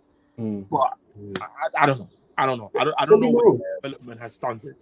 I do think there's a place. I do think there's a place in football for sort of tunnel vision wingers. But yeah, but there's also a point where the palette has got to widen, man. Like you got to have more to your game as well. You know what I mean? It can't just be one-on-ones or transition. They're just transition players. It's got to be a bit more. Do you guys think he keeps his place in the Arsenal team? What's that? Do you guys think he keeps his place in the Arsenal team? Well, here's the thing. Trossard was delivering last season. Sorry? Trossard was delivering when he took his shot. Yeah, my question is why doesn't Trossard start? Because even Trossard is not Arsenal's answer. Yeah, to be fair. He's not Arsenal's answer, but you need a see that Diego Jota, man. Trossard is the backup winger they need. Trossard is not the guy that's going to start. Did a good backup job, but he's not. Yeah, he's not the guy that's going to start 38 games for Arsenal. I'm sorry. I like Trossard, but he was never that. He was never that signing. He was never meant to be that. So unless they're going into the market, Lola's saying they need another winger. I don't know if that's going to happen. I've always said that Arsenal needs a winger and a 9. That's been my stance. You know what? Sterling don't sound too bad, you know. Yeah, Sterling doesn't sound like a bad move, you know. It doesn't. Yeah, it doesn't. Yeah. Because you know when Sterling's revitalized, like when it's all new and you know what I mean. Yeah. We'll find that actually out the pace again. A couple more comments on Martinelli. Nat says he should be played as a striker. I always used to think that about him. I did. And then Lola says he'll be fine. People point to the shock to the shot he took, but he put 2 chances on a play and other man didn't score.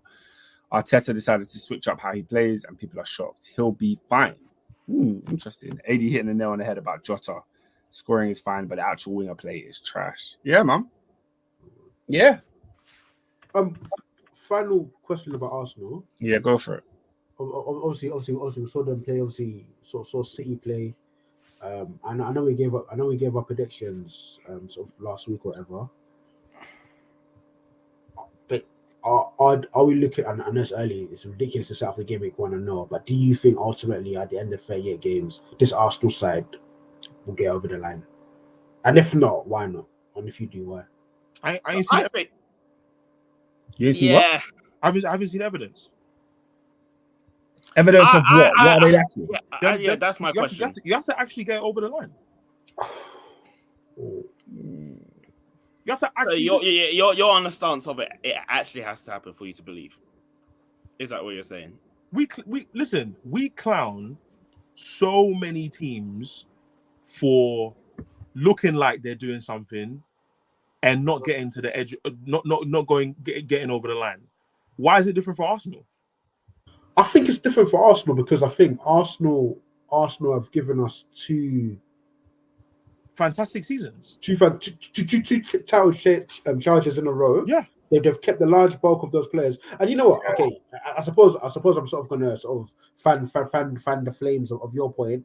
But when I look at that season, sort of 2 seasons ago, the reason why Arsenal didn't win the league is because mentally they capitulated. Saliba went down, and about 4 or 5 of them just wet the bed completely.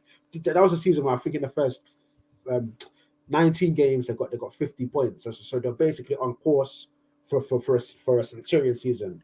And then if you sort of flip it around to next season, the reason why they didn't win the league, I think, is because they had a funny sort of December period. I mean, if you look at that end of the season, I think they won, was it 18 out of 19 or something ridiculous like that. They had a blip against Villa, which, you know, you play 38 games, you can lose a game. I think it was that West Ham, Newcastle, Fulham sort of era. So don't get me wrong. So I hear your point where it's like, obviously, if I haven't seen it, how can I vouch for something I've not seen? Adrian. I feel like I've seen. Yeah, go on. Sorry to cut you off here, but you see Murad's point just now. The issue I have with Arsenal fans is that they think that's how the league goes. Like there were injury crises at different clubs. Yeah. Arsenal haven't had an injury crisis. And also, I'm not saying didn't. it's going to happen. I'm just saying that there's multiple factors that give you the league title. Do you know what I mean? Now, I think if there is a reason that they're going to do it, is because the 115 charges are going to be, because they're talking about, it's like we're going to hear things January 2025. Yeah, I think that could definitely rock the boat. No, I definitely believe that. Yeah, but let's say none of that happens. Yeah. Arsenal are not a 90-point team yet. Conte did 90, Klopp did 90, Pep does 90. So, like, there's evidence that we need to see of that. As I always say, armpits. If I don't see armpits, I don't believe it. But I'm gonna be real. I feel I've seen more than enough in this Arsenal side to suggest it can be. I think, for instance, that defensive rear guard. I'm not denying they can win it. They can't win it. I'm not saying they can't win it. I'm saying I am not believing it till I see it. Which is fair. Because you can't buy for something you haven't seen. I haven't seen it. Because what stops Pep from winning it again? Because everyone believes Arsenal will win it this season. Or not everyone, sorry. The people that are saying Arsenal will there's a fair number. It's a fair number of people that believe Arsenal win the league because they've done enough in the last 2 seasons. That's fair. That's a fair reason. But my point, what makes you think City won't win it? Nobody asked that question. What makes you think City will not win it? They've won 4 in a row. I told you that last season. I've never seen a team do 4 in a row. Guess what they did? I think it's just because of I think Lola mentioned here about mentality and, you know, the Murad, the points that Murad is talking about. I think a lot of the times it's almost as though Arsenal are not playing against City, they're playing against themselves because they don't lose the league to City. Do you know what I'm saying? They lose the league in the games around it. Yeah. It was the Fulham. It was the Aston Villa. It's it the was yeah. But so I can say the same thing when Liverpool won the league that year.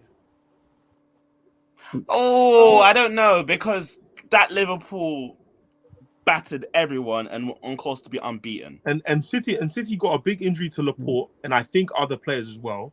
And they finished. Is it 18 points behind them? Yeah. It was massive. I'm saying, like, literally, Arsenal have to do what it takes to get over the line and win as many. Peter used to say it years ago, where he'd say you have to be perfect to beat City to the title. I still think that's true. Because you can't afford another December period this season. Yeah, that's the thing. You can't afford it against this team. They're a different beast. I dare them to sign Eberechi Eze. I dare them to sign Eze. And it's long for all of these vanity projects, playing Havertz in the 8 for what, you know, yeah, I agree. You got to be perfect. The room for error is minimal. Yeah, maybe even nil. I think this is funny. Miraj says, on top of that, I believe City have been fading away slightly the last 2 years. In 22-23, we fell away at the back end. In 24, we were as solid as anyone could ask for in the same home stretch, barring one game. where City have been progressively fading slightly over the past 2 years. Brother, they got 92 points. Over 91 points. The City are too, SWC says City are too good. Their manager's fake. Right, that's it. Yeah, you know what? One thing I do think that, and I may even be guilty of this as well. I feel like sometimes we want to rid City of their flowers, man. Like 1000%. the work that they've been machines, guys. year on year. You don't respect the machine. How can they just casually get 91 points and we say they look like they're fading? Yeah. Come on, man. This is what people think, Adrian. Come on, man. let me get that fade next time. Yeah, you know what I mean? Give me that fade. You know what I mean? Listen, the 91 point fade. I need that fade. I need that fade. That's crazy. Oh. All right, should we move on to the other scores? I was gonna say if I don't know if Pete is still there, but I don't know if you wanted to say something on Arsenal. Yeah, Pete, you giving us anything on Arsenal? You there? I guess not, man. I guess not. We'll just move on to the other games, I guess. Guys, Everton 0, Brighton 3. Hi. I'm shook, you know. You know what? I don't. Brighton, they looked good, but Everton are bad.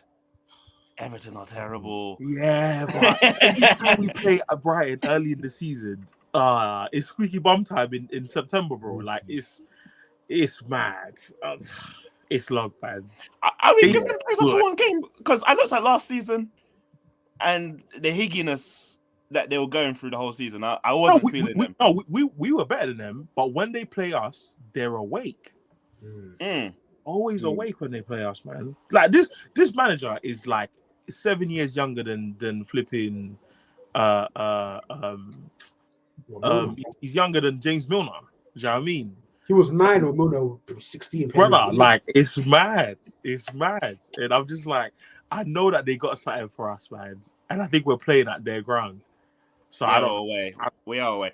We seem to do better there than at home in the last couple of years, but we shall see. But you know, guys, I'm with Lola on this press circle. Is it? I am. Do you know what? Yeah. You know what? I'm actually tired of this. Question. Are they moving into their very- new stadium this year? Yeah, next season. Yeah. So it's not this season. No, Not this season. So this is their final season at Goodison. All right, guys, we need one more year of Everton. We need one more year. No, we do not. They need to christen it in the championship, man. We'll sum them up. We do not. We do not. In the championship. Nah, man. I need to see them cut the ribbon on the opening day next year. Yeah, you can watch that on YouTube. And then I tell you what.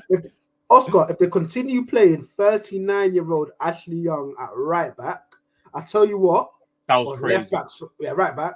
I tell you what, that ribbon will be cut in the championship because he is an absolute car horse that needs to be put down. I can't believe Sean Dyche is still playing that guy. Do you remember the game where you should have given away 3 penalties in a single game? Dyche saw that and said, "Yeah, I'm going to bring you back for another year to start for me." Ridiculous. Yeah, that's what I'm like. Is it good Brighton or is it terrible Everton? And I'm leaning towards terrible Everton. I need to go. Brighton were hooping though. They were hooping. Don't get me wrong, they were hooping, but they were allowed to hoop. that's the thing. They were allowed to hoop. You saw my young boy, yeah? Who's that? Minton. Andriga. Who? Minton. How's he your young boy? He's my one to watch for the league, bro. Oh, yeah. You did say that. He's looking like a young Sadio Mane. Because I'm like, raw. He only play because he only played 45 minutes. I'm thinking to myself, what is it like a weird rotation where he plays one half and then Adeniga plays the other half? Adeniga scored, by the way. Brighton's conveyor belt's crazy. But yeah, I'll take a dinger, you know. I'll switch the ball over that. A proper nippy winger, man. He's good. End products as well. AFCON final goal scorer. Yes. Yeah. Yeah. Came home a hero. Hero. Sorry, he was already home technically, but yeah. Next game, Newcastle 1, Southampton 0. I was disappointed in this game because I put a lot of stock in a big Newcastle win for fantasy. because I thought they were going to slap. I don't believe in Southampton at all. Like, I don't believe That's in them fine. at all. Not one bit. I'm with you. I do not believe in them. I think they're going So- straight back down. I don't see it. I don't recognize any of their players. Like, it's bad. Yeah. But It's bad. that red card as well from Shaw. What are we thinking? Red or not red? It's a red. Huh? The You think it's a red? But by the letter of the law, it's a red. It's a red. It's a Guys, red. come on, man. Come on. I don't think I saw it. Nah, we can't be allowing this in the game. Guys, these are two men that are going, like, having a little argument here. And one of them throwing it. Should have been a yellow card for diving. Should have been a red. Yeah, you're right, Oscar. Lola saying people crying about the red card is a red. Look, the other guy headbutted him. He didn't go down. It's childish games, man. Childish games. It was a 3-game ban for that. You lot are condoning this nonsense. No, 3-game ban. Yeah, It's a red, in my opinion. There needs to be like a commons, like a grey area, just for common sense to prevail for these referees, man. Like, there you go. No, you can't look. always, you know what I mean? It's ridiculous, Oscar. I agree. Okay, other news in Newcastle. The 28th. Not a red card, man. Thank you. By the letter of the law, though, isn't it? You know what I mean? Like, I agree with you, man. Like, it's an awful decision, but he's put his head there. You know what I mean? Yeah, that's what I'm like. It's a red. As the Shaw took the bait. He's an idiot. That's Yeah, crazy. He took the That's bait. crazy. Like, All right, other news for Newcastle. mackerel. End of the month, guys. We get the return of Sandro Tonali. Ernest, last year you had him as your one to watch. Is he still one to watch? Bro, I had 3 songs about to watch. Is he still one to watch? Listen, I've been a fan, man. I've been a fan. Yeah. Like he's good, and I think he was good for the small time he was with us. You know what I mean? I think he was good for that short period of time. So I'm like, listen, I don't like Sean Dyche's, not Sean Dyche. Eddie Howe. Football. I don't like. I think it's proper. Like, if United play that way, I'd be fuming. It's just thug football. Yeah. Do you know what I mean? So I dig it, man. nah, not me, man. Like Joe Linton. Like, look at that. He's Look at the wild. job he's done. I can't stand Newcastle football. He's I wild, love bro. Joe Linton is a terrible player. Yeah, he's not good. He's not good. They found a little cul-de-sac where man can play flipping DM, and it's like, yeah, but He's beating people up on the fields. how about possible? How about that? How about Good finish on Saturday, in fairness to him. No, he did finish, but that's what he was signed to do initially. He was signed to be a striker, Adrian. It's good at one in like 37. He was signed to be a striker, Adrian. Strikers that move to centre mid. Come on, man. Yeah, Scary. These are people like Alan Smith. Scary. Fergie's like, I like you, but the output, you know what I mean? Only one I'll allow is Mazza. Only one I'll allow. Yeah, I'm not with their football. I think he adds a level of like he definitely scored goals when he was playing for them. Do you know what I mean? I just think that he's one of those like late run in the box, you'll find a goal, man. Do you know what I mean? So he's definitely a good addition. One to watch, not for me. Not for me. Oh, is it?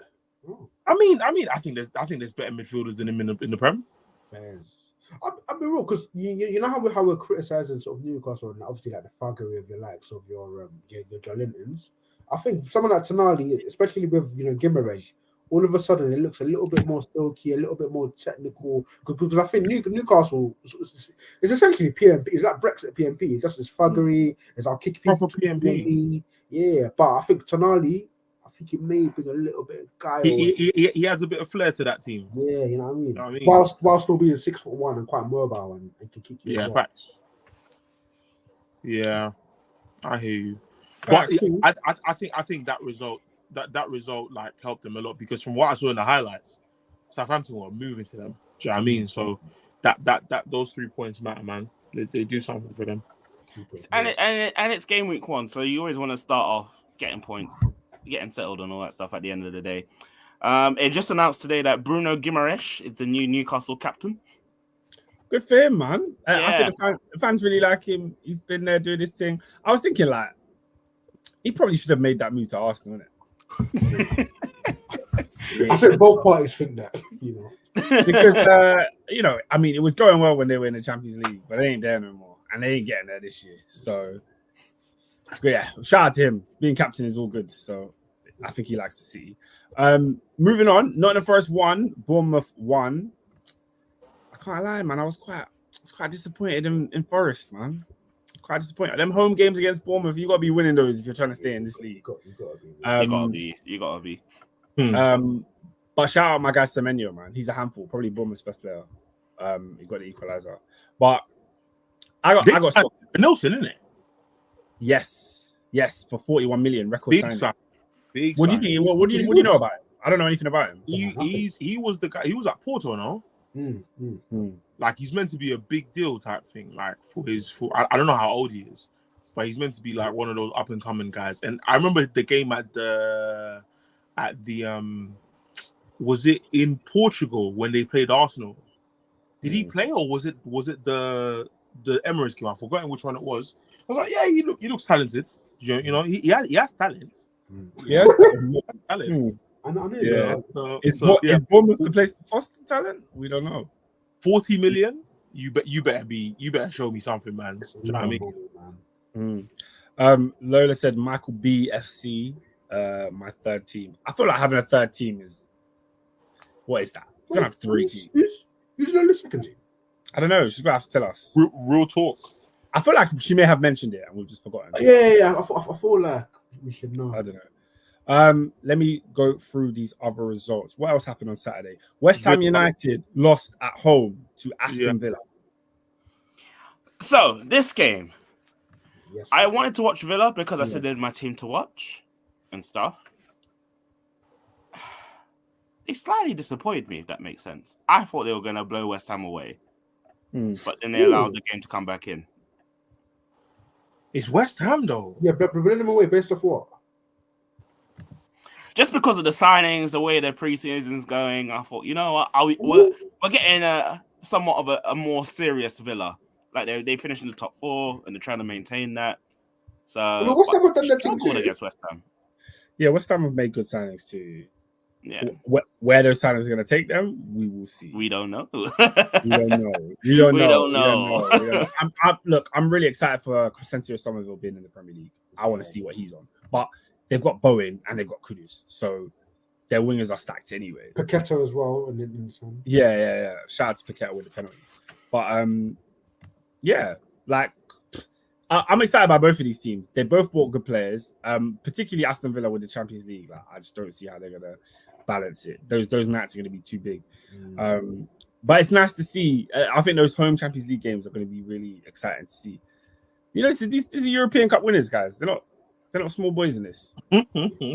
So shout out to them. We'll see what West Ham get up to. Full crew, guys. Anyone got stocks? Nah. Anyone backing for I thought it's a good signing. Still do. Okay, good signing. Let's put some goals on that. We'll define good. Because he's not here. He's not here to drop deep and link up. I think he will get double figures. 10 league goals. You'll get 10. Yeah, I think he'll get 10. We'll see, man. We'll see. He is definitely scoring against us. Do you know what I love about you, Ernest? But I also hate about you. Yeah? You don't give your team a chance. We lost 14. Sorry? We won 1. We're 1 up. 14. Wait, that's league.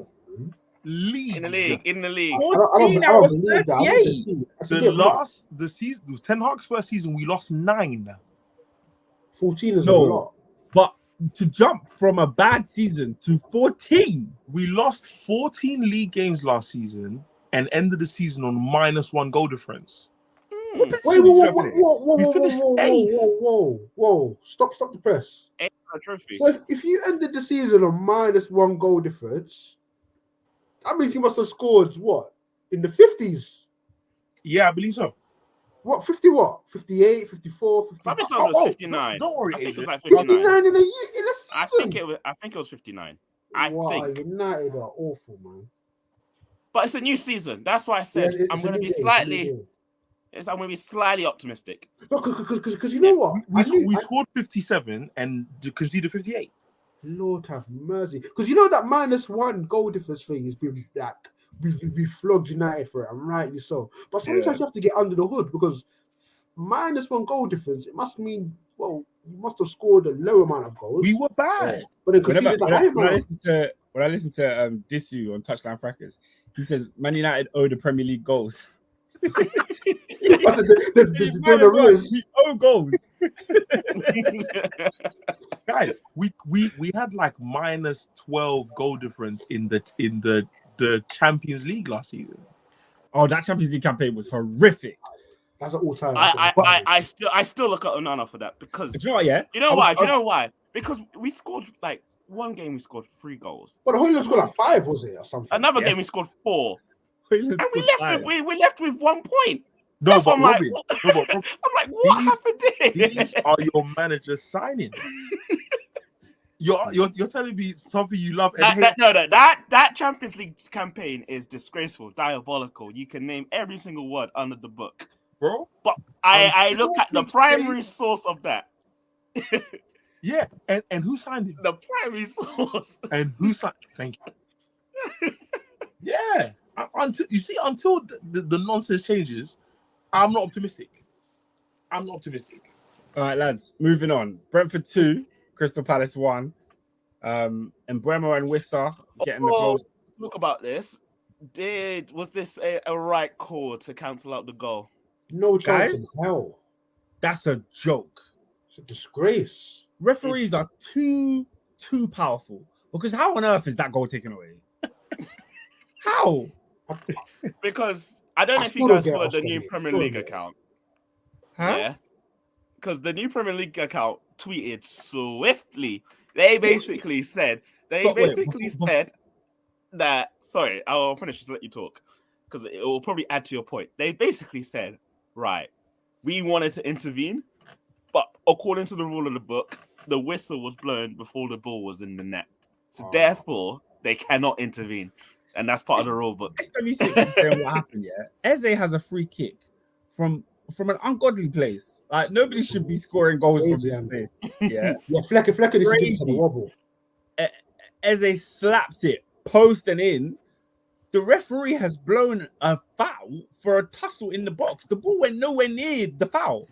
The ball went straight into the goal. These guys are because they thought the ball was going to be crossed in. That's how far the free kick was. They thought the ball was going to be crossed in. Eze has slapped it, hit the post and in. And he's called for a foul because 2 players have tussled and dropped on the floor. I'm thinking he's just scored a worldie. Lola's point is it wasn't even a foul. Like when you look at it, it's not even a foul. It's not even a foul. It's like there's just 2 players hugging each other and both falling down. Like there's no foul. It's one half a dozen to the other, literally. Oh my goodness! But but they came out. They go and watch it. It's a farce. But basically, because the whistle was blown before the ball hit the net, they can't intervene. I heard. Yeah, it's like, do you remember that Bellingham goal against City? Yeah. Where he just takes the ball off a player and slots it home. The referee's already blown the whistle. And Edison was like stupid. Yeah, there was no foul at all. What a donut, man. These referees. Who was that referee? I don't even know his name. I ain't seen that kid before. Yeah, I better not buck him at Stamford Bridge. I better not. Yes, right. So lamp him. The other results we've already covered. Obviously, Chelsea losing to Manchester City, and then Leicester 1, Tottenham 1 tonight. Not a good start for Spurs. I think they would have really wanted to win that one because they looked. Not good start for Solanke. Apparently, Postecoglou was doing prayers on the touchline after Richarlison missed. I've not seen this miss, but I'm seeing the memes already. Jeez. Yeah, Lola said it was a new ref. And apparently he apologized to Eze. To be fair, Eze showed so much grace because, like, he did. Tell he was so disappointed, and he's like, yeah, he's just talking to monitor, just like, yeah, obviously, he's apologized to me, but the game's done. You know what I mean? Obviously, I know but that's the thing. People make mistakes. At that point, What's your apology What meaning to me guys are now? gonna do? Yeah. Nothing, man. All right, lads, we need to be super quick because we've taken a long time to do this Yeah. pod. But let's go. Goal of the week. It would have been Eze. But Yeah, mine definitely goes would have been to, but mine goes to Bukayo Saka. Oh, what a finish. Adrian, you got one? Keeper though. Goal of the week. You know what? On first glance, covers look so good, but Sanchez. Yeah, like I said, when you look at the start, Sanchez- great goal. When you saw the replay, I'm like, keeper.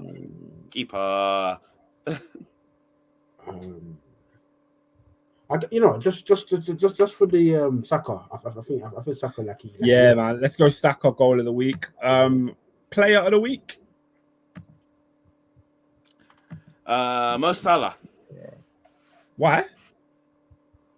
I think he just Oh. generally had a good game. Goal assist. Goal and assist as well. He was Yeah. solid. Did anyone? Was anyone who announced themselves? Was anyone who came out and said, "Yeah, here I am on the Premier League stage"? I guess Zirkzee. you could say Zirkzee, Yeah. but like I said, he did his thing. But I'm not giving him player. Do you know who's my player of the week? Who? Rico Lewis, man. That kid was good. This is what I wanted to say earlier. Pep is an absolute fraud because why is your player wearing 87 or 83? Why is it so high? What? Why is the number so high? Allowed in the Prem, bro. Why is the number so high? But these kids, yeah, the Man City Some of the kids, charges they bust so far. That's why. they always want to keep the number they came in the game with. But you know, Why? for some people, it becomes iconic. Like Shred, Yeah, 66. it's great. Yeah, but it's rubbish though. It's not really that iconic, is it? Is it not? No. Like Foden's 47. I think Like, it's bro. iconic. I think 47 Foden's codes. What do you mean? What do you say on this? I think it's iconic to Liverpool fans. But that's it. Yeah, get a real number. No, but Trent's not going to wear number 2, though, is he? You know what I mean? It should be number 7. Nah, that's Will. That's Will. It's like Reece James is 24. I'm like, brother, upgrade. What are we doing here? You've made it. How's your captain 24? What's going on? People need to respect the numbers, man. The game's gone. They're not respecting the numbers, man. Yeah.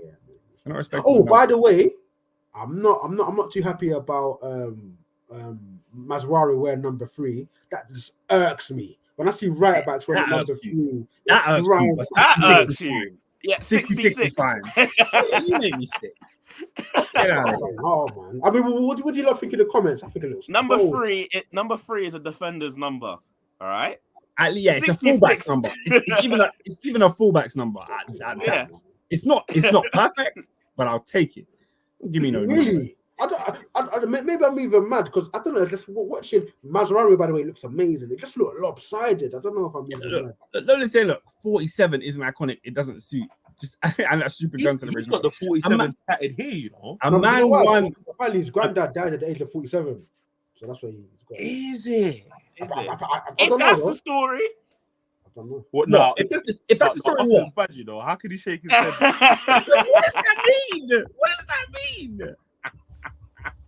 What does that mean? Like, Fair enough, man. Each to their If, own. like I said, Each to if their that's own. the story, okay, cool. It's no, but personal. there's some If weird it's numbers. not- Like Charlie Adam was 26, because I think his kid was born on the 26th or something. Like, for example, Morata Onana left the 9 at Chelsea to take number 29 because his kid was born on the 29th. I said, Oscar, you see Alvaro Morata. doesn't There's wear a the number dossier 1. of things he done as to why he wasn't cut out for England. Onana doesn't When I wear saw the him number biting the 1 girl's nose under the Eiffel Tower, because you're not scoring 20 because goals of- in the league. Yeah, man. Onana does wear the number 1 because he thinks 23 suits him better for what he's done so far. Huh? What does My that guy, mean? you are the number 1 goalkeeper. Does he Wear think the he's number Jordan? 1. Wear the number 1. No, What? I hate Bro? that, Oh, I just saw the clip of Ange Ah. praying, man. man. Praying. Edgar Davids was an egomaniac. Do you remember when he went to Barnet and he won the number 1? and he thought, bang. Perfect. Hey, lads, final one. Who's team of the week? I guess we're all going to go Brighton, right? Yeah. Brighton and Hove. Brighton Up Seagull. team of the week. All right. I think, have I forgotten something? Not that guy. Oh yes, of course, ladies and gentlemen, who is not that guy this week? Where's the banner for not that guy? Well, I wanted to put something, but apparently I'm not supposed to, so I You're not won't do that. supposed You said it's too mean. Nah, it's not mean. It's I don't want no problems. I don't want no problems. What, I don't want no problems. what nuclear war? Yeah.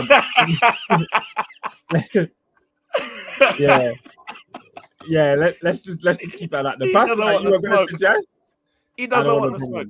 problems. I don't want no problems.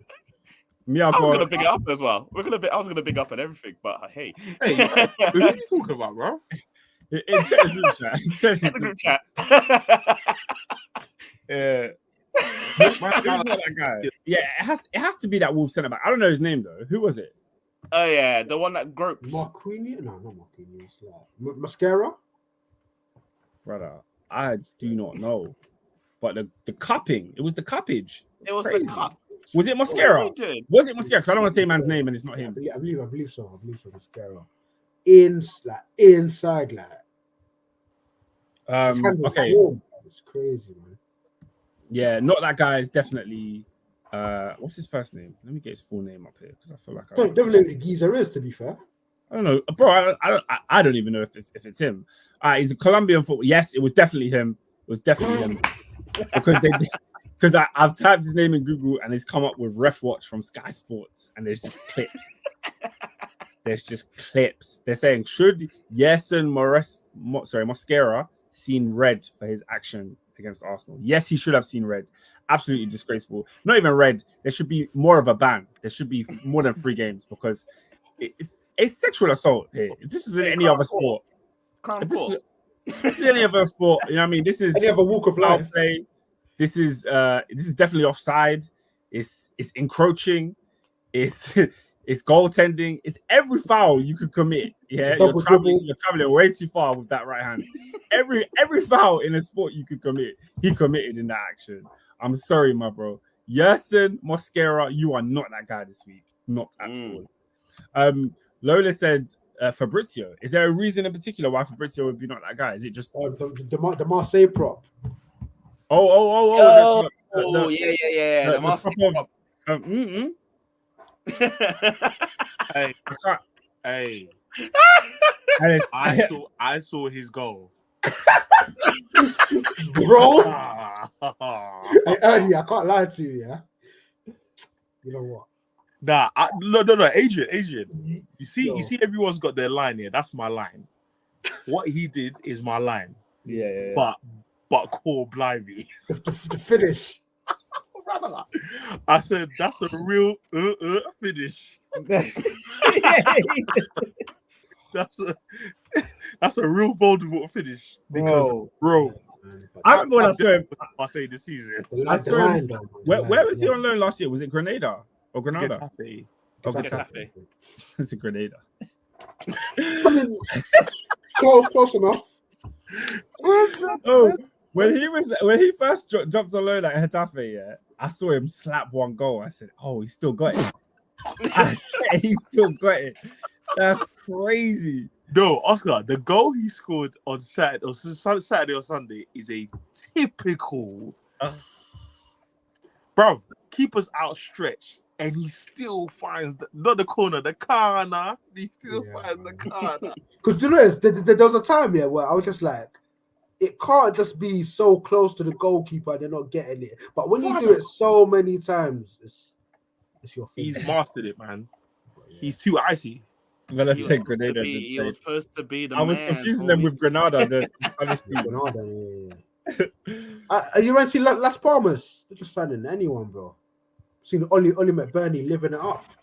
Shout out to them and Como FC. What's going on in Como? Oh yeah, Como. You know what's going on in Como? Okay. Man like Varane lasted 25 minutes. 10 minutes. Injured. Nah, that's what's happening in Como. I just got to pack it up mid-season. Remember when PK just retired mid-season? So Fabregas is the manager, no? He's the owner. Yeah. Is he the owner? The owner? I thought he was the manager. Fabregas.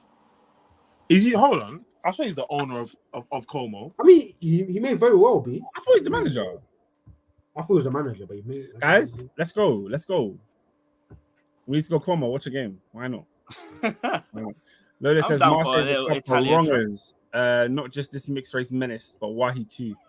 Hey man, that score sheet, both of them got on it. It's crazy. Menace. Absolute menaces. no, apparently even the number 10's got form. Like he was drink driving. No, on a Marcus Alonso thing, there's a fatality. Oh, it's a fatality. There's a fatality. Yeah. Well, according to Fabrizio, I think it's something for Ernest to hear. He's just tweeted Manchester United working on loan with obligation to buy for Emmanuel Ugarte. There's a guy I follow on Twitter, Ross Harwood. He said at like 6 o'clock that my man's a done deal. Ugarte deal. So I'm just waiting. Yeah, so that's now. It looks like it's a loan. I have not watched enough of him to make a decision on him, if that makes sense. But it's a midfielder. So we don't have a Here you go. I think Tech is low, but I think he's a firefighter. All right, lads. I think we've come to the end. Yeah, any last words? Any last words? It's been a bumper episode, man. It's been a bumper. We're giving you guys a lot of content. We're giving you guys a lot of content. All we'll be back next week. Yeah, I was going to say, Monday. are we doing any... I know we're trying to end the pod. I hear that. I was going to ask, is there any big games this weekend? That's what I was going to ask. Not really. Chelsea Not really. got... I don't know who we're playing. Wolves away, I think. We got it easy, yeah? Don't forget Servet. It's a big gun. Oh, yeah. The survey on Thursday night. I will be there. It doesn't get much bigger than that. You better not concede one goal. What if we do? What if we do? You don't even know Then who's going to be in goal. Then it tells me you're not ready for the Conference League. Who's going to be in goal, Robin? We got many options. You tell me. With your merry-go-round. We've got 11 We got apparently. many options, man. You got 11 goalkeepers, man. We got many options. We'll be all right. Neto debut, yeah? We'll see that. First start. That's one signing I think you have got right. He's a baller, man. Yeah, man. And Joao will be there by then as well. Joao, here we go today. You know what? Joao Felix, I've just never got on board with it. Listen, I think he's a baller. I love him. I love him. There's always a part of me that will always take him. So the fact that he's decided to go back to Chelsea still annoys me.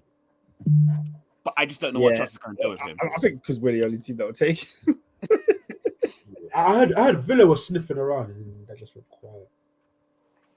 Listen, he's a baller. He's just one of those players where, like, what people say about Neymar going to PSG, like, it actually more applies to him.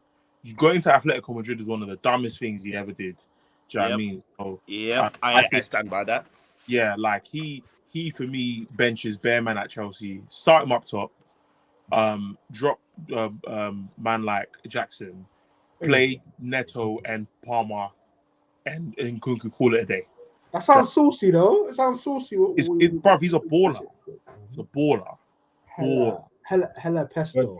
And for me, as much as we like laugh at Chelsea in the Conference League, that squad wins the Conference League. They should win. There should be no questions about it.